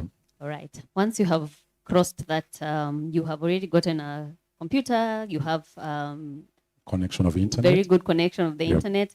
You have chosen a brokerage firm. Firm, and then from there, what next? Okay. So is there a software that I need to download? A program? Do I need to download? How do I start? Okay, good question. So once you have been verified, like your account has been verified, the brokerage company has allowed you, like your documents are in order, your ID is in order, your bank statement or M-Pesa is in order, that is your M-Pesa statement and so on is in order, you'll go on now to download the platform. You'll download the platform from their website. Now you can download the platform on your phone or your iPad or even that laptop. Okay. So once you download the platform, it will come with a login and a password. So that login and password will be issued to your email. But that login and password is what you'll key in on that trading platform, whether on your phone or iPad or internet, or on the laptop. Okay. But you keep it secure. Sometimes you can change the password. Unaweza pata kuna mtu maybe anatrade kwa cyber cafe. So always change the password. Ni kwa tu mwenyewe ndo unajua. Then upon ukisha download, you can now send funds. You can send funds via a wire transfer, which is RTGS. The broker through the bank. Through the bank. Or you can use your Visa card, which is also a bit secure. Or you can also use your M-Pesa. Yeah, people prefer to use PayPal. But nowadays it's more advanced that within 2 minutes or 5 minutes, if I choose to send via M-Pesa, because the details are there on the brokerage company's website, within 2 or 5 minutes, I see the money on the website and on the account. Also, when I want to withdraw, within 2 to 5 minutes, the money is on my account. So once pesa ikishaingia, now you're able now to select the currencies that you want to trade. Now with the currencies hapo sasa ndio kizungumti kingine. Sasa hapo ndipo tunataka kuingia. Nimefanya hizo zote. I have opened the platform and I'm seeing all these things on my screen. Okay. The charts. The charts and the numbers and everything. So just give it to us. How do we start? How do I start moving currency? Okay. Allow me maybe to just answer a question that I didn't answer also before about softwares. You can incorporate softwares if you want on your trading platform, but also the brokerage company also gives you softwares to be able to also incorporate on the trading platform. Ukiona zake maybe say conducive sana, then you can incorporate your own. Either you buy or you can mix your own also with the brokerage company. What kind of software? What is the software do? Does it do analysis for you, or what is it for? More like the same. Software will help you to gauge where the market has got high support levels or good entry points, where to buy a currency at a particular price or where to exit a currency at a particular price. Also, a software will also help you to know the trend, because normally there are different ways people trade. There are people who trade with news. They are called fundamental analysis. Atangalia the economic calendar of today. What is Trump or Biden saying? What is the central bank governor of the UK saying, or the US saying? So atangalia, maybe leo news zinakuja leo is a pound. So atafix tu efforts zake on trading pairs that have got pounds. Kuna mwingine atatumia technical analysis. Technical atangalia history ya hiyo charts. Atangalia hiyo currency imekuwa ikiperformaje in the previous trends na the current trend inasemaje. So hizo softwares zitamsaidia kwa hizo trend aweze kujua trend inaenda hivi. At least hapa ndio nitaingia market, hapa ndio nita exit. Ama kama alikuwa amebuy currency na hiyo currency maybe your day kujifunga na profit, badala afunge na loss yote, hiyo software itamguide, itamwambia hii trend kesho kama ilikuwa inaenda chini, hii trend kulingana na software itafika benchmark mpaka hapa, and then hiyo trend itaanza kwenda juu. So that is why it's very important to have a good software. It will help you to at least to be able to siphon out fake outs. Utajua at least trend yangu inaenda mpaka hapa. Then what else ukomeleza sasa in terms of trading now? Nimefungua nimeona hizo vitu zote ziko hapa, so naanza aje. So you arrange your charts. Okay? There's a way you arrange your charts. You select the currencies that you want to trade. There are people who have got favorite currencies. Like for me, I'll say I normally deal with the G8 countries whose economies are very stable. But also there are times I don't limit myself to those particular currencies. I'll spread my options either to gold, to oil. Once in a while, I'll also do shares of other countries. We have over 900 shares of different companies in the world. Okay? Wow. Yeah. So shares of companies in Europe, of companies in Canada, US, and Brazil, and also Asia. Okay. And then again, also we have, apart from shares, we have things like, we call them futures. Things like wheat, rice, maize, beans, coffee, and so on. I have an option to trade in those. So once I identify what instruments I want to trade, hata kama ni currencies za Europe, maybe those are Sweden, Netherlands, and so on. As long as I have good trends, I'll align them, ndazipanga tu hapo kwa platform. Kisha zipanga, now nitakuwa able kuna kitu inaitwa money management. Maybe let's say I put $1,000, which is roughly 100,000 Kenya shillings. Yeah. I'll not sitatumbukiza hiyo pesa yote hapo. Yeah. Does it spread? Does it spread? Okay. So I'll probably use 10% of that money. I'll say out of this $1,000, let me use $100 to be able to trade. Yeah. So $900 will remain intact, very safe in my account. With this $100, then again, I'll come and do money management. I'll use 10%. So nitasema, kwa kila currency, I'll allocate $10 or some $5. So for any given trade, in any time a trade, I'll only select probably 4 currencies. I'll do euro against dollar, or pound against Japanese yen, pound against dollar, or Swiss franc against maybe, let's say, South African rand, and so on. Inategemea na trader. So nitajua hizi mbili ama hizi tatu, nitaset parameters that nikibuy at this price, profit yangu reward ratio ni at this price. So in case iende vibaya, nitakuwa tu niko satisfied. Ndasema, hiyo trade ilinchomekea, haikwenda vizuri. Haukulose pesa yote hapo. So sikutumbukiza pesa yote. And then pia hizo softwares utaweka. Then pia unasema, okay, leo na trade probably for morning session, I'm only trading maybe 3 hours. You don't need to be there in the market the entire day. Yeah. Hii akili itachoka, no itachoka. I know. Yeah. So you plan, you say, based on the analysis that I'm doing for that particular day, I'm trading the London market. Yeah. These are the currencies that are doing well. I'll give myself 2 hours or 3 hours to trade. I'll take a 3-hour break. Come at 3:30 in the afternoon, up to 6 or 7 p.m. Or sometimes even up to 5 p.m. My target per day is to make $200 or based on the amount that you've put in. Okay. Once you reach your target, you don't even have to continue the other markets. You just say, I'm satisfied with what I've gotten. Let me wait for tomorrow. That money, you separate it. You put it in it's called a wallet account. Okay. So unaweka kwa wallet account. The profits you've made. Exactly. Okay. So that also you don't become greedy. Yeah. People lose money in Forex because of greed. Leo umetengeneza pesa mingi sana. Then tomorrow, you also want to make a lot of money. So you want to use even that profit to Exactly. you put it back in your equitena. Exactly. Okay, that's where people go wrong in the Exactly. first place. Yeah. Okay. Yeah. Hey, all right. I want to go to my YouTube people. I don't know whether my producer has the questions. I hope you guys are learning. Me, I'm really learning. In my mind, you should see them hesabu that's already going in my mind. I'm wondering, okay, whether I can join this tricky field. And yeah, it's a very tricky path, by the way, but very rewarding at the same time. I am looking at, okay, Brian. Okay, sawa nimekuona Brian. Caroline anauliza, how does cryptocurrency correlate with the stock market? Okay. Well, I know we hadn't started talking about the crypto, but I think yeah. it's good that she mentioned it so that we go there. Okay. Yeah. Well, my opinion, I'm not saying a professional opinion, but my own opinion. One thing you need to understand about the cryptocurrencies. Cryptos, there's no any central body which governs or regulates cryptocurrency. It's not like the US dollar or the Kenya shillings or the euro that there's a particular body that controls. Cryptocurrency is actually a form of, it's more of like a digitalized way of, it's a digitalized encrypted way.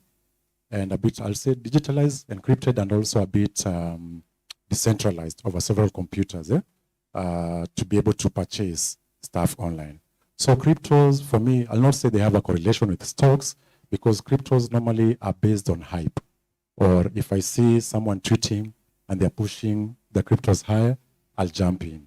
Yeah, like I remember, I think was it last week, Elon Musk talked about it, and all of a sudden, crypto. They shot up. They shot up, yeah. And they're still going to shoot up. Yeah. People are projecting them to go to 60,000, then fall back a bit, then $70,000 per crypto. And then hopefully by September, they reach almost $100,000 per Bitcoin. But are they traded along on the same platforms that you use to trade the stock or the Forex market?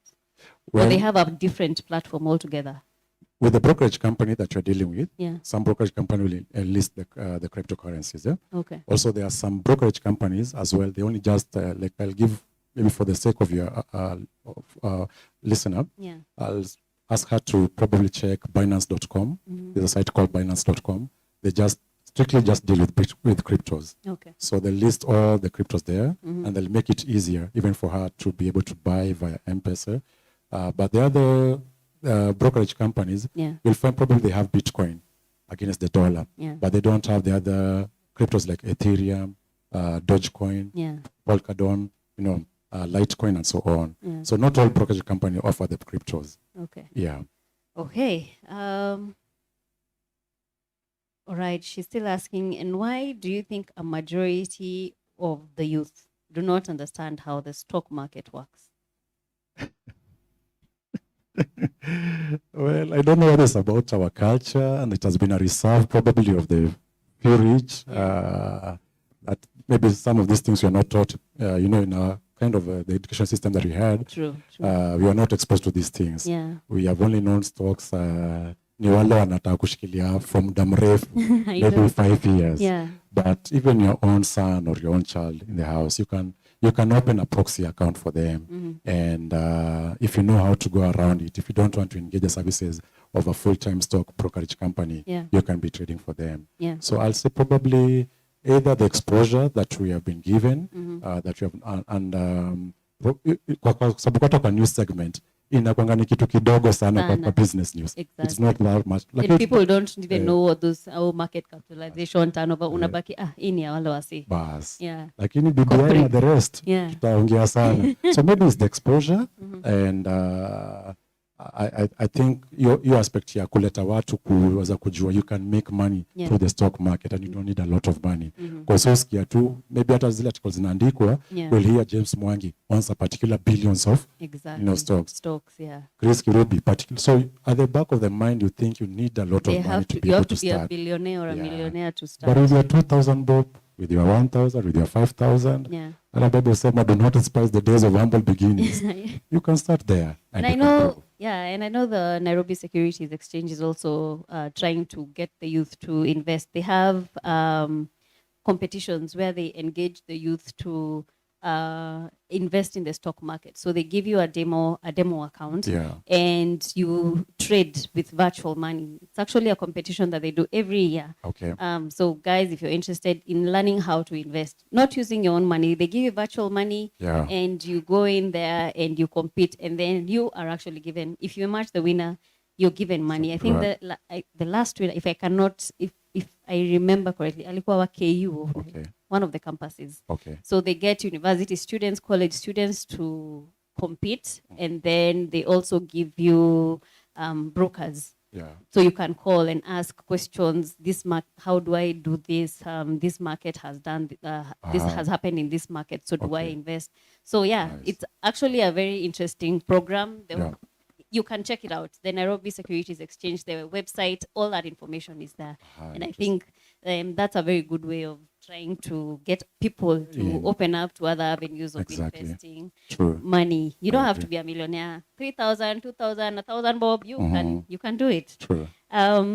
Beatrice is asking, how do you identify a genuine stockbroker? Okay. I know when you talk of brokers in this country, there's a certain connotation that comes with that term. Well, I'll just maybe refer from what I spoke before. Check whether they're regulated the Capital Markets Authority.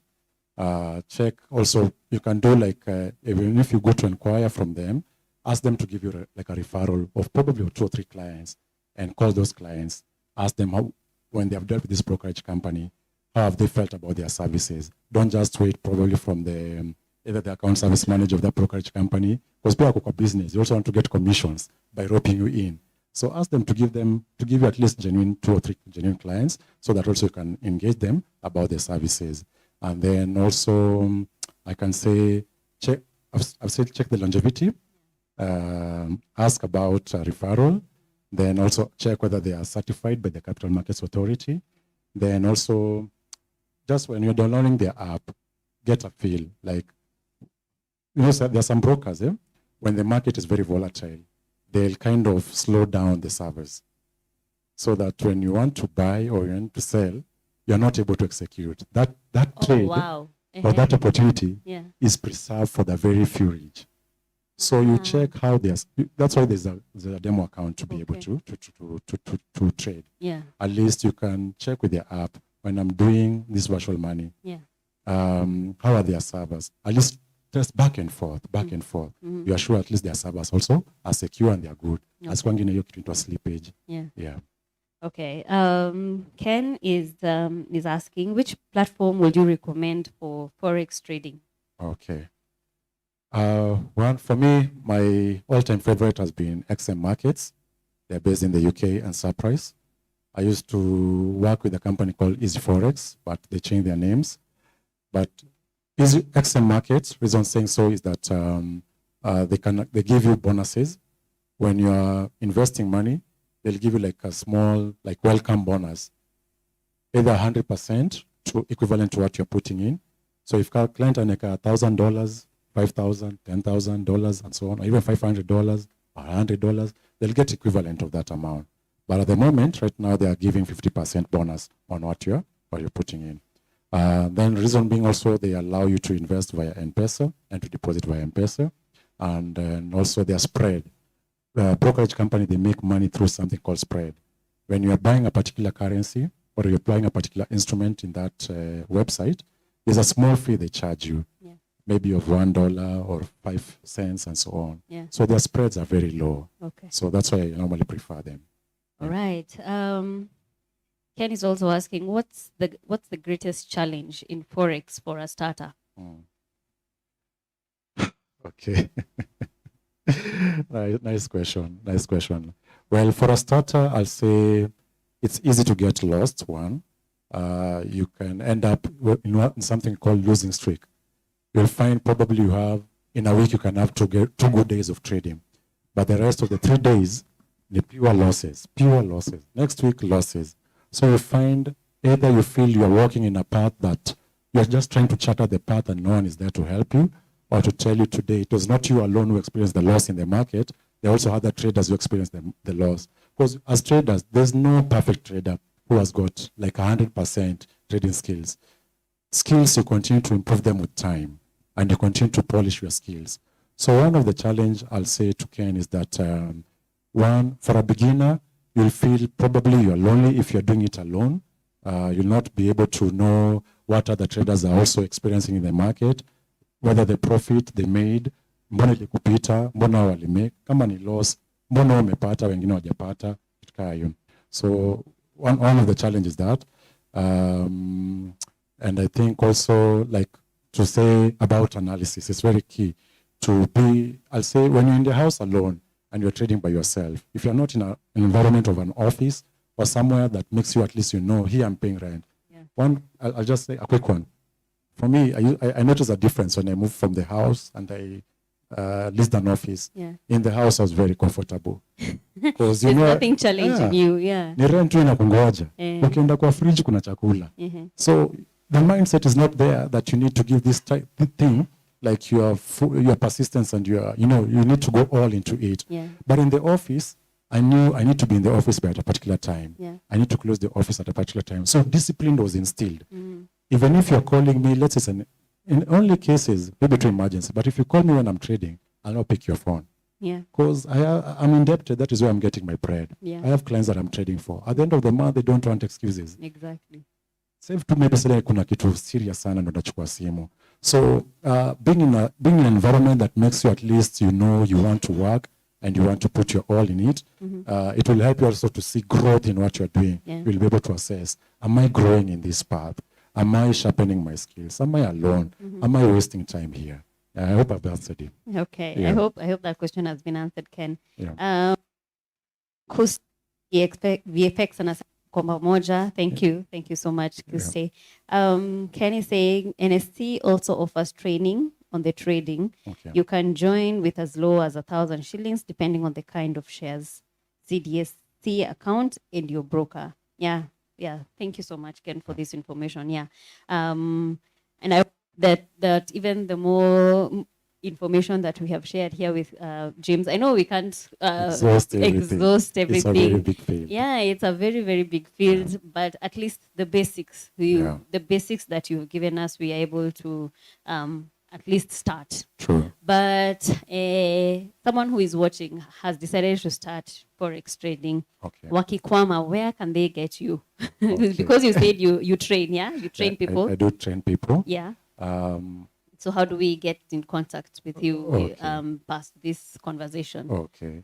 I think one of the best that maybe I'm more comfortable to issue is just an email address and a number. So Instagram, no. Twitter, no. I know people used to Twitter and Instagram. Yeah. But I can give out my email address. Yeah, please do so. Which is jamesvelle20@gmail.com. James Velle. Yeah. James Velle, small caps, and then 20@gmail.com. And then my number, you can call me, or rather you can reach me via 0756 571 934. I repeat again. Yeah. 0756 571 934. Okay. Velle, James Velle. The Velle, does it have a double L or one L? Yeah, the Velle has a double L. So on the Gmail address, make sure at least you include the double L. JamesVelle20@gmail.com. JamesVelle20@gmail.com. Yeah. Thank you so much for coming. Thank you for at least demystifying this whole thing that we are always seeing.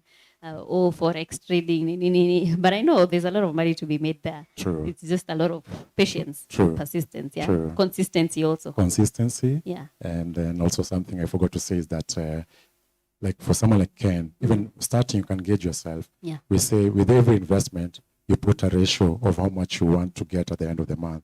So the good thing about Forex is that even if you don't know how to trade much, even if someone is trading for you, other than keeping your money at the bank, like I told Melala mwaka mzima, at least with the Forex market, you're guaranteed, it was a no-brainer, that you don't have to use a lot of brains and energy, but at least you're guaranteed 5 to 10% return on whatever amount that you're putting. Okay. That's the beauty about Forex.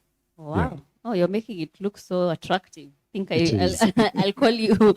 I'll call you for a session to to get me into this. Okay. But thank you so much. Thank you so much for your free consultation services that you've done for us today, and thank you. You're such a wealth of information, and I hope you guys can get a hold of him. He has so much to share in this field, and yeah. Who knows? Utajenga nyumba yako with that money, very easily.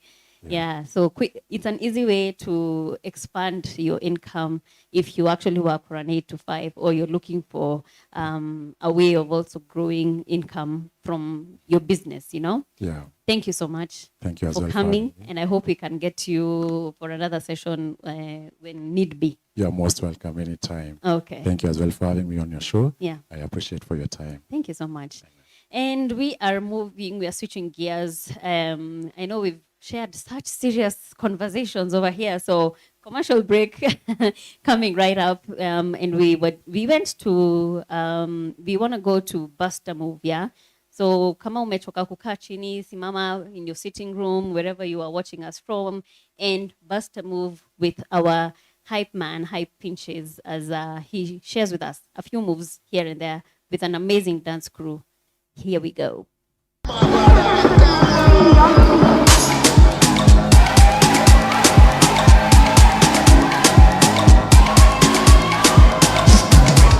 get the model on top, put that body on top.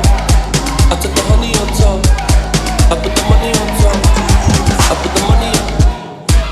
That she falling in love, so she feeling my G, she feeling my style, she loving.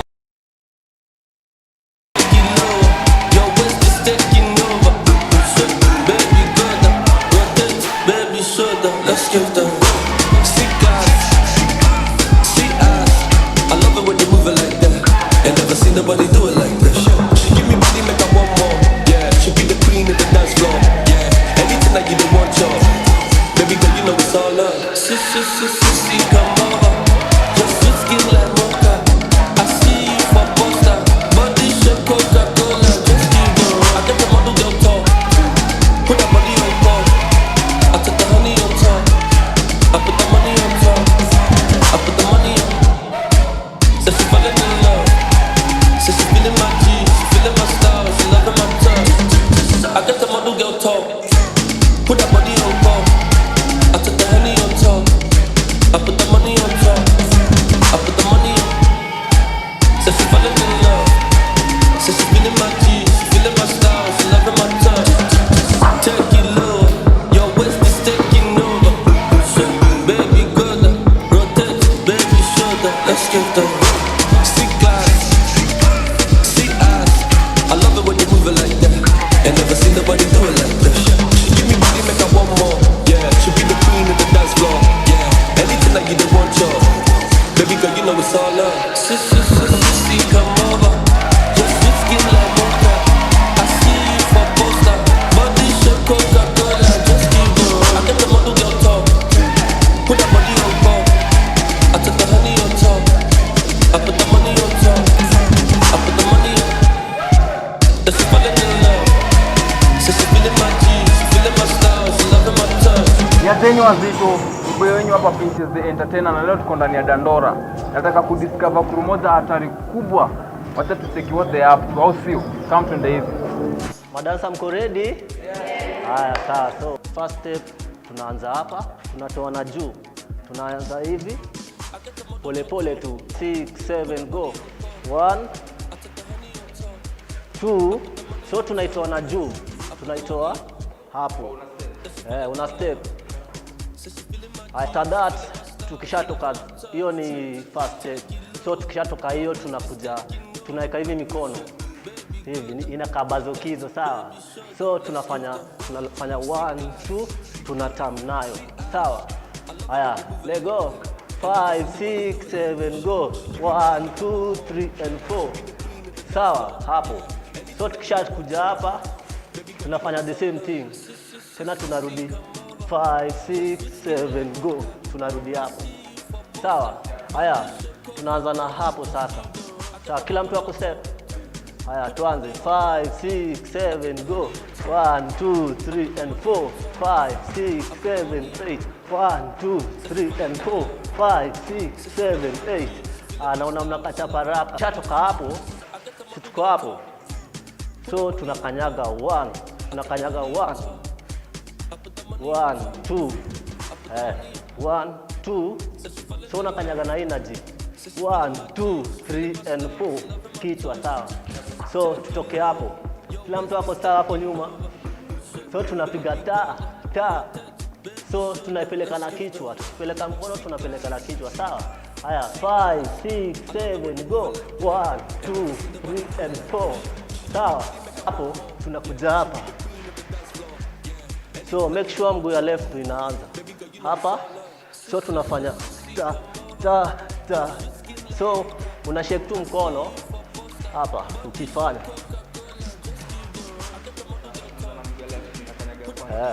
So tukishatoka hapa tunakuja hapa tunapiga 1 2 3 and 4 5. So nimenotice tunaanza na right ndio tuingie poa. So kila mtu tunaanza na right. Sawa? So tunaanza na right. Haya tutoke hapo kila mtu. Haya 5 6 7 8 2 3 and 4 5 6 7 8. Hapo sawa? So hii mkono ndo unashake hivi. Hapa tukishatoka 5 6 7 8. Haya unakuja hapa unakata 1 2 3 and 4. So mkono unaweka hivi mkono hapa. So tunakata na hapa 5 ta. So unaipiga 1 2 3 and 4 5. Alafu unabendisha kichwa hadi hapo. So hebu tutoe hapo 5 5 6 7 go. 1 2 3 4 5 ta. So tukishafika hapo tuendelee ama tusiendelee? Madansa wako sete. So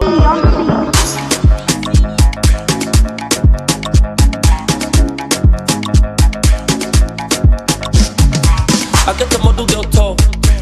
Put that body on call. I took the honey on top. I put the money on top. I put the money on. That she falling in love. Says she feeling my G, she feeling my style, she loving my touch. Take it lower, your waist is taking over.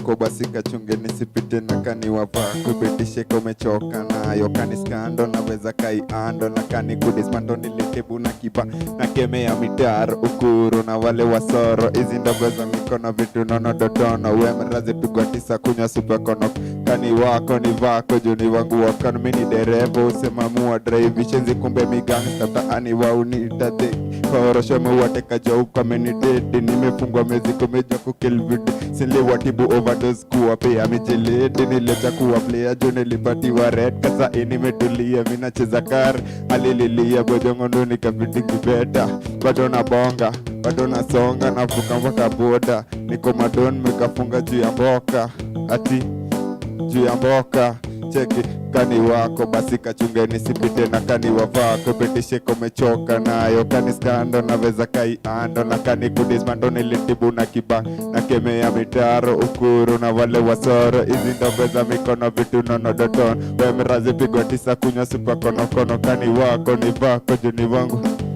Miu explode neza dhani mini dora manzi yako miumteka kwa orosho kame moja Kandai kamendedi kumbe kanada na konda Kisha chapa iyo ngepeka sarenda Kadai misi memba akadai mindoje Na kumbe kalifanya joni skie tu vimeja Stories za koko katulia chakani sana Napenda mchezo yangu tukacheze kitandani Mchezo ni kamilu neza dhani nipenda Karungu hapa natambua kakuna kutu Cheki adi kani wako basi kachunge nisipite na kani wafako British kumechoka nayo kani skanda naweza kaianda na kani kudispato nilitibu na kipa na kemea mitaro ukuru na wale wasoro hizi ndogo za mikono vitu nono doton wemerazi pigwa tisa kunya supo kono kani wako ni vako juni wangu wakando yeah juni wangu wakando Juni wangu wa kando Cheki ni daktari Sikia Cheki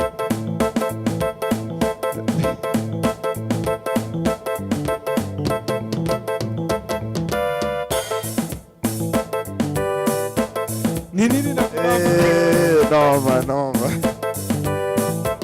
Tuendele Mupenda gashere makali kashata na bebe Kwa keja moja pinshore ndo nitoa jeve Na adisi ya joti nongeze dona libi Ndo nimsikiza gefiti tu coach 9 stroke 11 Kwa keja lomi na weka tamasha ndo tu Cheki na jisikia bisho pacha leo ni wake Na zelipuka nataka nasome hadi msepe Na vitu mina sema nataka jamuwele Vile shere imeshika atitaji joma muere Imwakalama shere juta dishi na mpango cheki Jumindo cha distanta roga kaki dance Celebration data NSC ya ugly Combine city gali like the axo Cheki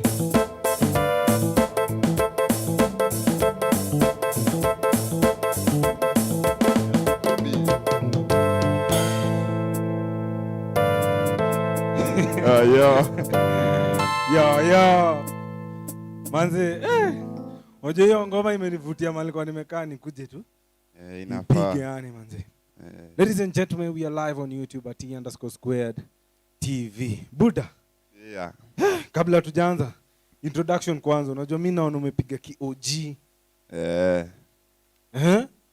mimi nimeona ni unit wananiita daktari mimi ni kuwatibu tu tukiendelea wewe ni daktari daktari wa nini hiyo ni jina tu ya usadi nilitiwa huko area wananijua kama daktari mimi nikaikubali tu juu unajua hii mambo tu inafaa tu hivyo cooperation ukicheza pia watapeana hiyo jina unaona so mimi nikaona hiyo ndo inanifaa nikabaki tu nayo na wewe ni mpole Buddha wewe hauna mbio unajua madaktari wanakuwa wamechangamka kwanza saa hii time ya corona lakini unajua wewe ni mimi ni daktari yani mbona umetulia hivyo Buddha so unajua hii maisha itaki asiri itaki mbio ukienda mbio unateguka tunakupata chini so unajua sami tu pesi yangu tu ndogo kila kitu inakuwa poa na tunashukuru si ndio man Sasa wewe saa hii unapiga gengeton na umepiga bagi. Inaingiana kweli? Si ati kuingiana. Hii inaitwa look, unaona? Huwezi lianisha look na venye naimba, unaona? Labda nimepiga hivi. Unajua mimi kuimba ni passion, unaona? Kuvaa ni kuvaa, unacheki? Unaweza amka tu uvae wewe. Mimi naamka na vaa. Juu mimi sitaki nijue kama niko smart ama nini. Mimi bora niko mimi ni msafi, mimi piga look. Kila kitu iko poa, si unacheki? Nasi wasanii wanakuwa wasafi nini? Huwezi nipata mchafu, si una Buda, kabla hata tujaingia story mingi kwanza. Huyu daktari manzi ametoka wapi? Mtani gani? Bedha, mimi nimetoka Makadara. Hapo hivyo Jogoro utanipata. Ukiulizia unaletwa. Unaishi Jogoro na unaishi Makadara? Hapo tu, ukifika tu hapo Hamza Mogas unanipata kwa Makadara ndani. Kwote yani. Umegrow hapo Mogas? Umegrow tu hapo Madu. Madu iko karibu na Mogas. Si Makadara ndo Madu, yani kwote tu unacheki. Unajua mimi ukiniuliza mtaa yangu utasema mimi natoka Umo. Yaani umoja, yani Umo. Sikuwa najua Madaraka ni Madu. Ulijipata aje kwa mziki Buda? Hii ni kitu tu ilianza ka joke, unacheki. Ulianza usanii ka jokes? Ilikuwa ka jokes. Si unajua kila kitu ni kujaribu kwa hiyo world, unaona? Kwanza mali tuko saa hii, kila kitu ni kujaribu. Saa hiki kataa hii unaenda unajaribu ingine, unaona? So mimi nilianza kuimba nikiwa class 8. Sikuwa najua kitu naimba, but watu walinikonfirmia huko sawa, unaona? Uko class 8? Nikiwa class 8. So watu waliona huyu jamaa labda anaweza imba kitu ina make sense akijimezea, unaona? Sasa mimi nilikuwa tu najua mimi yenyewe acha niimbe. Labda itakama kwa kitu deadly ama watu wakishanisikia, unaona? So hivyo ndo nilianza kuimba hadi saa hii bado niko kuimba tu. So sasa hii uko fiti juu ulishajitambua. Sasa hii unaimba fiti sana. Ni nini? Hakuna kitu. Sasa hii unapiga gengeton. Ni kama gengeton ina dedi bana. Mbona uko kwa hii kitu ina dedi? So mimi nilikuwa ndio napiga gengeton. Lakini saa unajua ikiisha huwezi baki kwa gengeton bado. Ni kujaribu, si nimekueleza. So mimi napiga genge, trap. Hizo zingine zinakuja baada. Pia tunaweza jaribu, unaona? Tujaribu sasa hii tuone kama hiyo trap unaweza ipiga. Si tunajaribu tu. Unajua hiyo ndio uzuri ya kufanya vitu live. Mko na trap? Trap, as in trap, yani trap. Hizo vitu unapiga kwa trap. Sikia.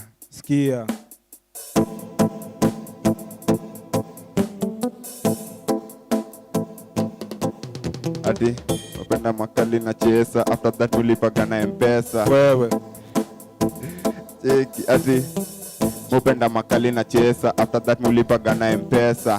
Medonga kwa industry walinibandika jina kanitawekesa. Kwa bukla utanikosa nangu na masina sina manzia mwema. Ya anime wajenga VIP wapata bale na ngango ya chweza. Na vile muspit unajuanga doba ni wera. Na vile na sing mutango nikisema ngajo Mungu ni mwema. Na vile nasema na vile natenda na vile mufanyaga wema. Mokoro alinisho doba ni maisha, seni na family ndo nanilishe. Kitu ni real buda sijitishi, niliona ficha fikra zangu nyingi. Chezi hiyo poa. Noma. So sasa hii ni miaka ngapi je tangu? Tuseme kitu 7 hivi. 7? Industry iko aje? Huku ni kunoma. Kusema tu kweli. So unajua kabla upate mtu anakusupport hizi vitu mingi, si unajua si wewe peke yako unaimba. Watu ni wengi, unaona? So support ngumu pia. Kupata connection pia unacheki. Unapata vitu kwa ground inakuwa noma. Inakuwa ngumu sana. So mimi hadi ndo kitu nilikuwa naangalia, mimi nikapata tu support. Mimi niko poa. Connection naweza wahi, unajua inakuwaga kubahatisha. Mtu yote anaweza kusikia, kutafute, unaona? Kweli. Lakini support ndo unataka. Support peke yake tu poa. So ukisema support unamaanisha nini? Tusikize muziki zako, tubai CD zako ama unamaanishaje? So ukisikiza pia dobo, unajua kuna yenye inaweza kubless. Ibaki iko kwa playlist, unaona? Unaisikiza ukiamka, ukilala. Ile masapi uko free. Pia unatafuta hizi muziki, unacheck. Unasikiza tu ile masa unajisikia. Na mimi ndashukuru support yako, wewe umekaa hapo unaniangalia. Ndashukuru, ndio. So apart from muziki, ni nini unafanyaga? Hapo mimi ni mtu wa senke. Senke ni dodhe. Senke ni nduzi. Watu wanamezea wananijua, mimi ni mtu wa senke. Hiyo ndo asoli yangu, mimi napiga safi. Unajua pia ni kubahatisha, unaona? Si kila mtu anabebwa na nduthi, unaona? Bora kwa hii maisha yako hakuna kitu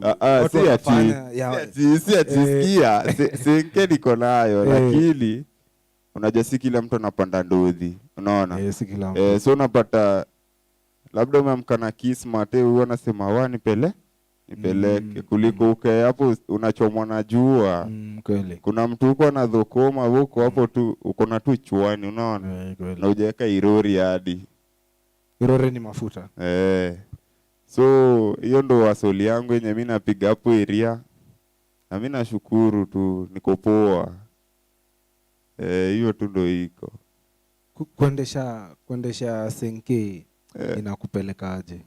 How do you balance this thing? Wewe ni msanii na bado unaendesha senke. So senke tunapiga, hiyo ni busy, unajua? Hiyo saa Monday, Friday niko kwa road, unaona? So ikifika weekend pia mimi napumzi.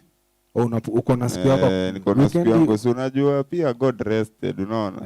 Alirest siku ya 7, pia mimi najipatia tu time yangu isikue ati kila siku kazi. Pia umunia pia iko kwa watu wa senke. Pia mimi najichunga, najiweka tu poa. Nikishukuru tu Mungu niko poa, unaona? Na kila kitu iko poa pia. Wewe ni chali humble sana. Unajua tulianza na jokes mingi sana, lakini nimeona umeanza kuongea fiti. Shukran. Bro, who do you look up to kwa hii game yani? Hapo umenichenga kiasi. Mimi upendaga kuwa mimi peke yangu, unaona?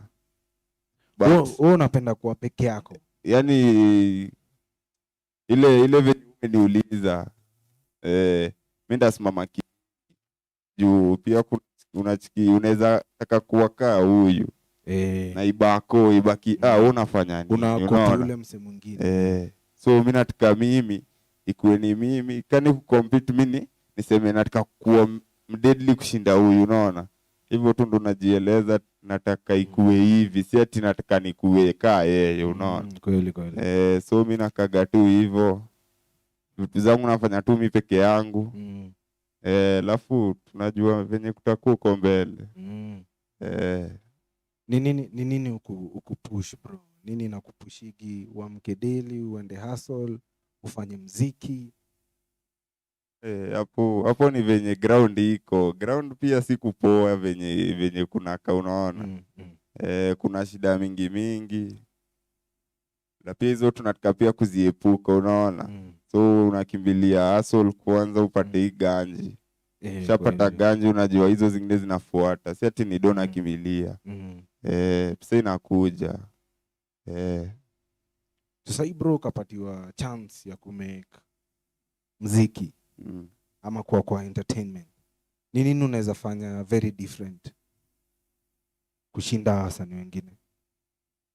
Mimi hapo tu venye mimi naona, vile wewe unaona.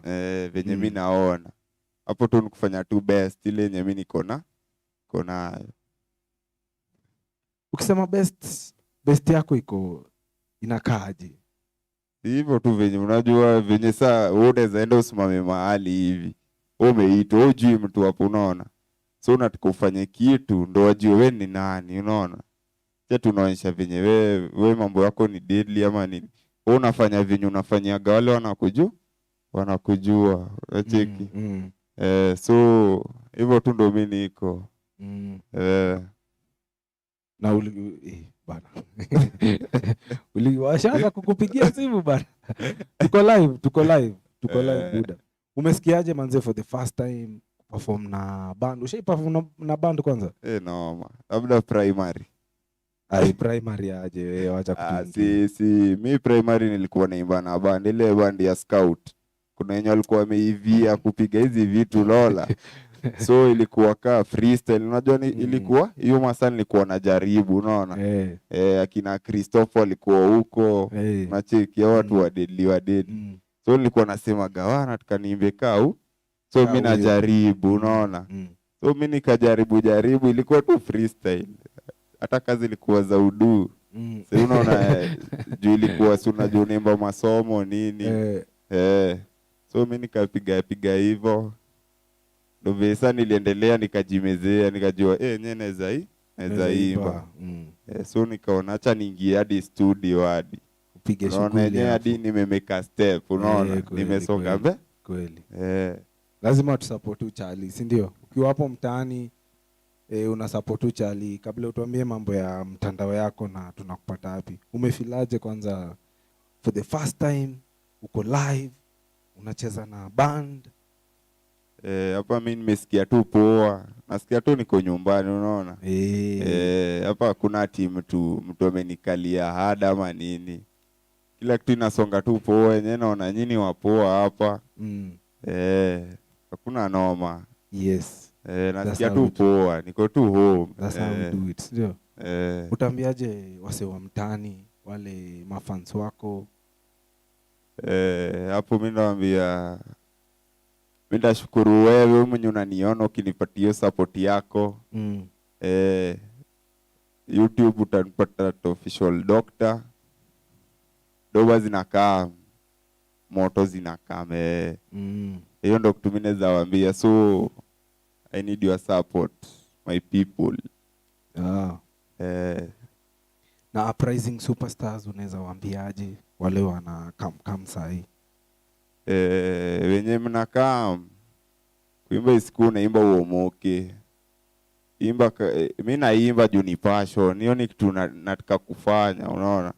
Mimi siimbi nitoke kwa ground juu unajua pia si poa. Utatoka utarudi utapata si tulishainuka. Na usharudi mali tulikuwa na wewe unaona. So wewe mwenye umekaa hapo ukisema wewe ni msanii. Wewe imba tu ukisema ndio kitu unataka kufanya. Usimbe ati upate pesa. Pesa iko. Hata kuna mtu hapa nje ana do but inakujanga na si msanii unaona. Kweli. So wewe fanya kaa hiyo ikuwe passion yako. Kila kitu sitakusikia. Ndio. Ina noma. That's how we do it, ladies and gentlemen. Remember we are live on YouTube at E_squared TV. Na niko hapa na daktari. Nakuja hapa kututibu. Daktari, acha nisome comments 1 2 hivi 3 kwenye mtandao. Tuko na Charlie fulani wa nguvu anajiita Ian Shotit anasema alianza kuimba akiwa class 8. Umesema hivyo? So hiyo inamaanisha sasa uko form 1 ama form 2? Nilimaliza shule. Ulimaliza shule? Shule nilimaliza. So sasa niko university. Na bado naendelea kusoma. Unasomea nini kwanza buda? Mimi nasomea ICT. ICT. Malize hata hiyo ICT. Sijui hiyo nini yake. Najua tu ni ICT. Mwenye anajua nikisema anaelewa. Daktari. Naona unatupeleka mali haya sana. Kusoma tunasoma, nasomea ICT. Tunangojea ndawaita graduation.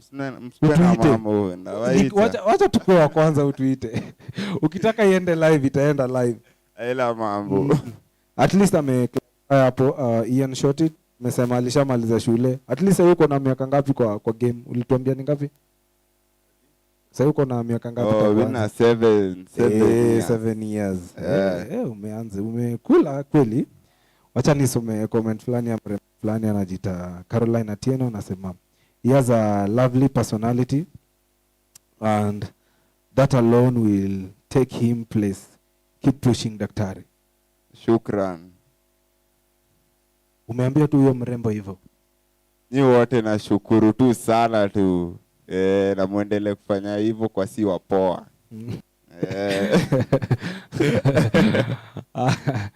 Aya, kuna mtu hapa tunakwanga na mchezo sana. Kuna mtu anajiita Chishez TV, anasema soma kwa bidii. Anaona ni kama ukusoma, so anakuambia usome kwa bidii. Mimi nilisoma, mimi ni msomi baidha. Venye nimesimama hapo sione sijasoma. Labda venye naongea sikuonyeshe mimi ati mimi niko kwa ground. I'm a learned person. Very good. I'm a learned person. And you are a doctor. Mimi nimesoma kwa bidii, mimi sichezangi kwa masomo. Hiyo ndo naweza kuambia. So pia weka uko hapo pia wewe usaidie wenye wako kando yako wasome. Mimi nasaidia pande yangu. Pande yangu mimi encourage watu wasome. Mbona unani point ukisema kando yako? Mbona unani point tena? Asi wale watu wenye wale wadogo wangu wale. Mimi naambia wasome, unajua vitu huku nje si rahisi venye wanaona. Lakini daktari wewe. Hebu mkumbushe umesomea nini hiyo? Ndio asione ni kama unampima hapa. Mimi nimesoma, nimemaliza 8 form 4. Sasa niko kusomea ICT. Ujui ICT ni nini? Unajua hata mimi naweza taka kujua ICT ni nini. Wewe ndio unaisomea bro. Hiyo inahusu technology. Ukweli? Hiyo si ndo hiyo T najua ni ya technology. Hizo zingine ni zinakuwa noma pia. Hakuna shida bro. So sasa hii manze tukitaka kumalizia, kwenye mtandao tunakupata wapi? Muziki tunazipata wapi? Mi hapo YouTube utanipata kwa official doctor. Instagram daktari_I. Hiyo daktar. Daktar. Kwa Facebook. Kwa kwingine labda untafute. Personal. Daktari, kabla uperform ngoma ya mwisho ni comment ya mwisho hapa ya Ian Shorty anasema, sawa daktari, umekuwa mkali sana. Umekuwa mkali tena sana. Imefika kwa mambo ya masomo tunakuuliza umekuwa mkali sana. Abisi mkali, hivyo ndo mimi ukuwa by the way. Mimi niko tu hivyo. Espendi mtu akiona venye mimi siko, unaona? Kweli. Mimi niko. I mean a lot to my people there outside. True. Wananijua. Wanakunovo. Wananino. Unatupafumia ngoma gani manze ya mwisho? Komanda wapigia tu. Tena wapigie freestyle. Iko sawa? Iko sawa. Ama daktari. Hata mimi nataka kuwa daktari. Kama daktari wanaongea hivi, nataka kuwa daktari. Sijui nisome hii comment ya mwisho ndo upige. Aya, kuna msana anajiita Brian anasema, daktari, uko which year na shule gani? Huyo nitafute na mueleza. Wewe inaonekana hii mambo yako ya shule imekuwa noma. Ladies and gentlemen, we are live on YouTube at T_Square TV. And right about now, I'm leaving you with Daktari as he do some freestyle. Sindio? Yeah. Yeah. Cheki. Skiza. Cheki. nacheza chess kando nimejipinjo makali na chesa, najicheki kwa mira look fisa nimepiga mshipi ya leather, kwa industry miua kuwa nyunani beat king mindo kolaboni noma talibasuwa show vile siuro ganga manze ni keki miuka fieka miuka panguzani kama ni meza mchezo Budamina tesa erenda wananitaka vekesa, manzi ni keki miuka fieka miuka panguzani kama ni meza mchezo nacheza budamina tesa erenda wananitaka cheki yo ni daktari sikia ukinipea sitaguaya ukinipea sitahanya tachapani kama nakanda mini David niliwacha kiwanda na vile mini utangaza utadhani kama mimi ndo komanda nuwachanganya wengi usema mtu miakawada boda sikiza hapana danganya nilionanga vako zako za kigangsta wini koshua sipendi makata ukinivuka boda na kukata cheki sikiza yo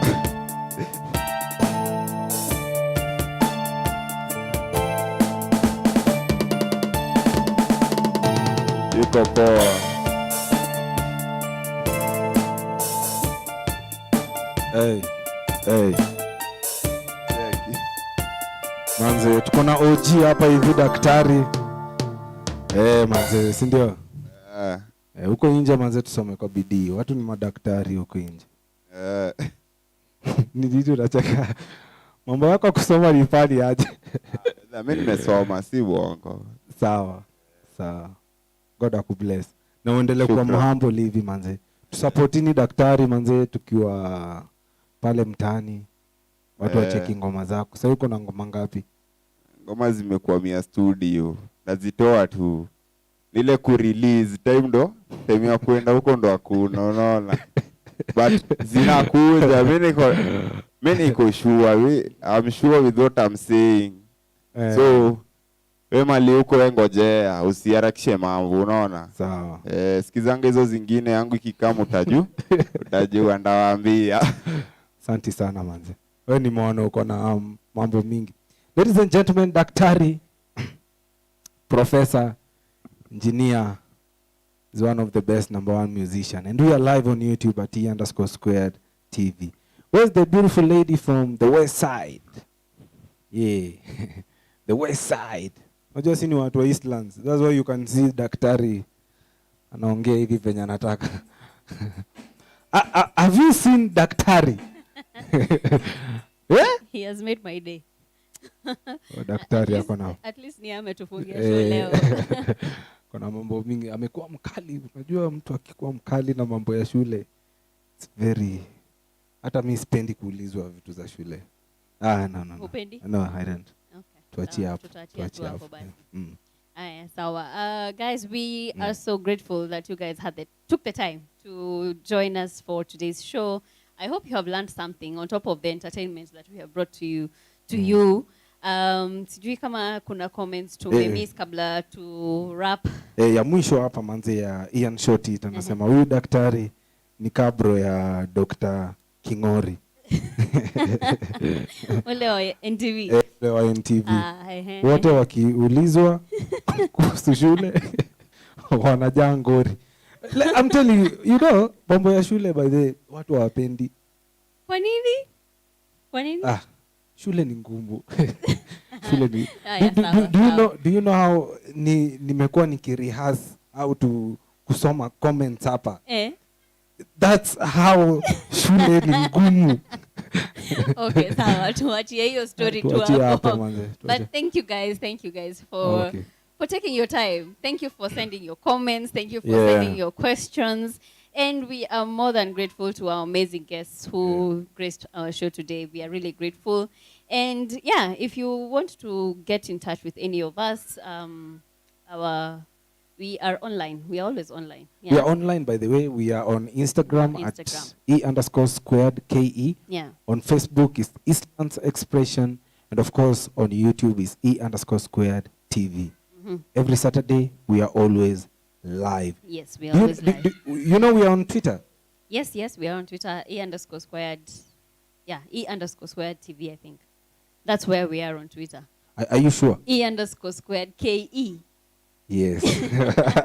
Uko rada. _squared KE. Yeah, that's where you'll find us on Twitter. And if you want to holler at either of us, I am on Instagram at Josndungu, on Twitter at Josndungu. Yeah. You'll find me there. And of course, man, I'm on Instagram at MC_Awikide, MC_Awikide.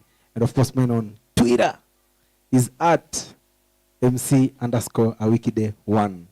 Okay. I'm the only number one. Super MC. You better act like you know. Okay, Thank you.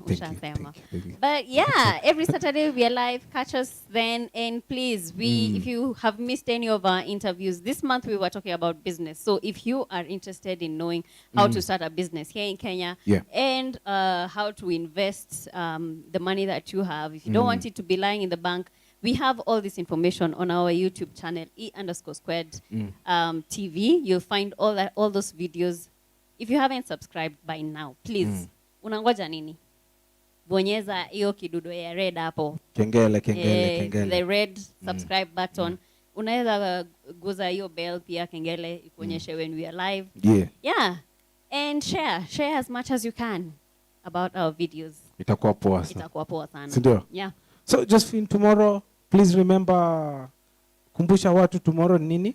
Tomorrow is Palm Sunday. It's the week that ushers us into Easter, the season of Easter. So yeah, that's what I usually see a lot of matatus wanaekanga zile zinakaa matawi za banana palm. That's why you actually see that happening, because this Palm Sunday is starting tomorrow. And we wish you guys a happy Easter from all of us at E_squared. Yeah. That's how we do it. Till we see you next time, same place, same time. We were your host. My name is MC_Awikide and I was your host, man. And my name is Josephine, and until next time, adios. Adios. We can leave them. Well, no, let's just go. Let's just go.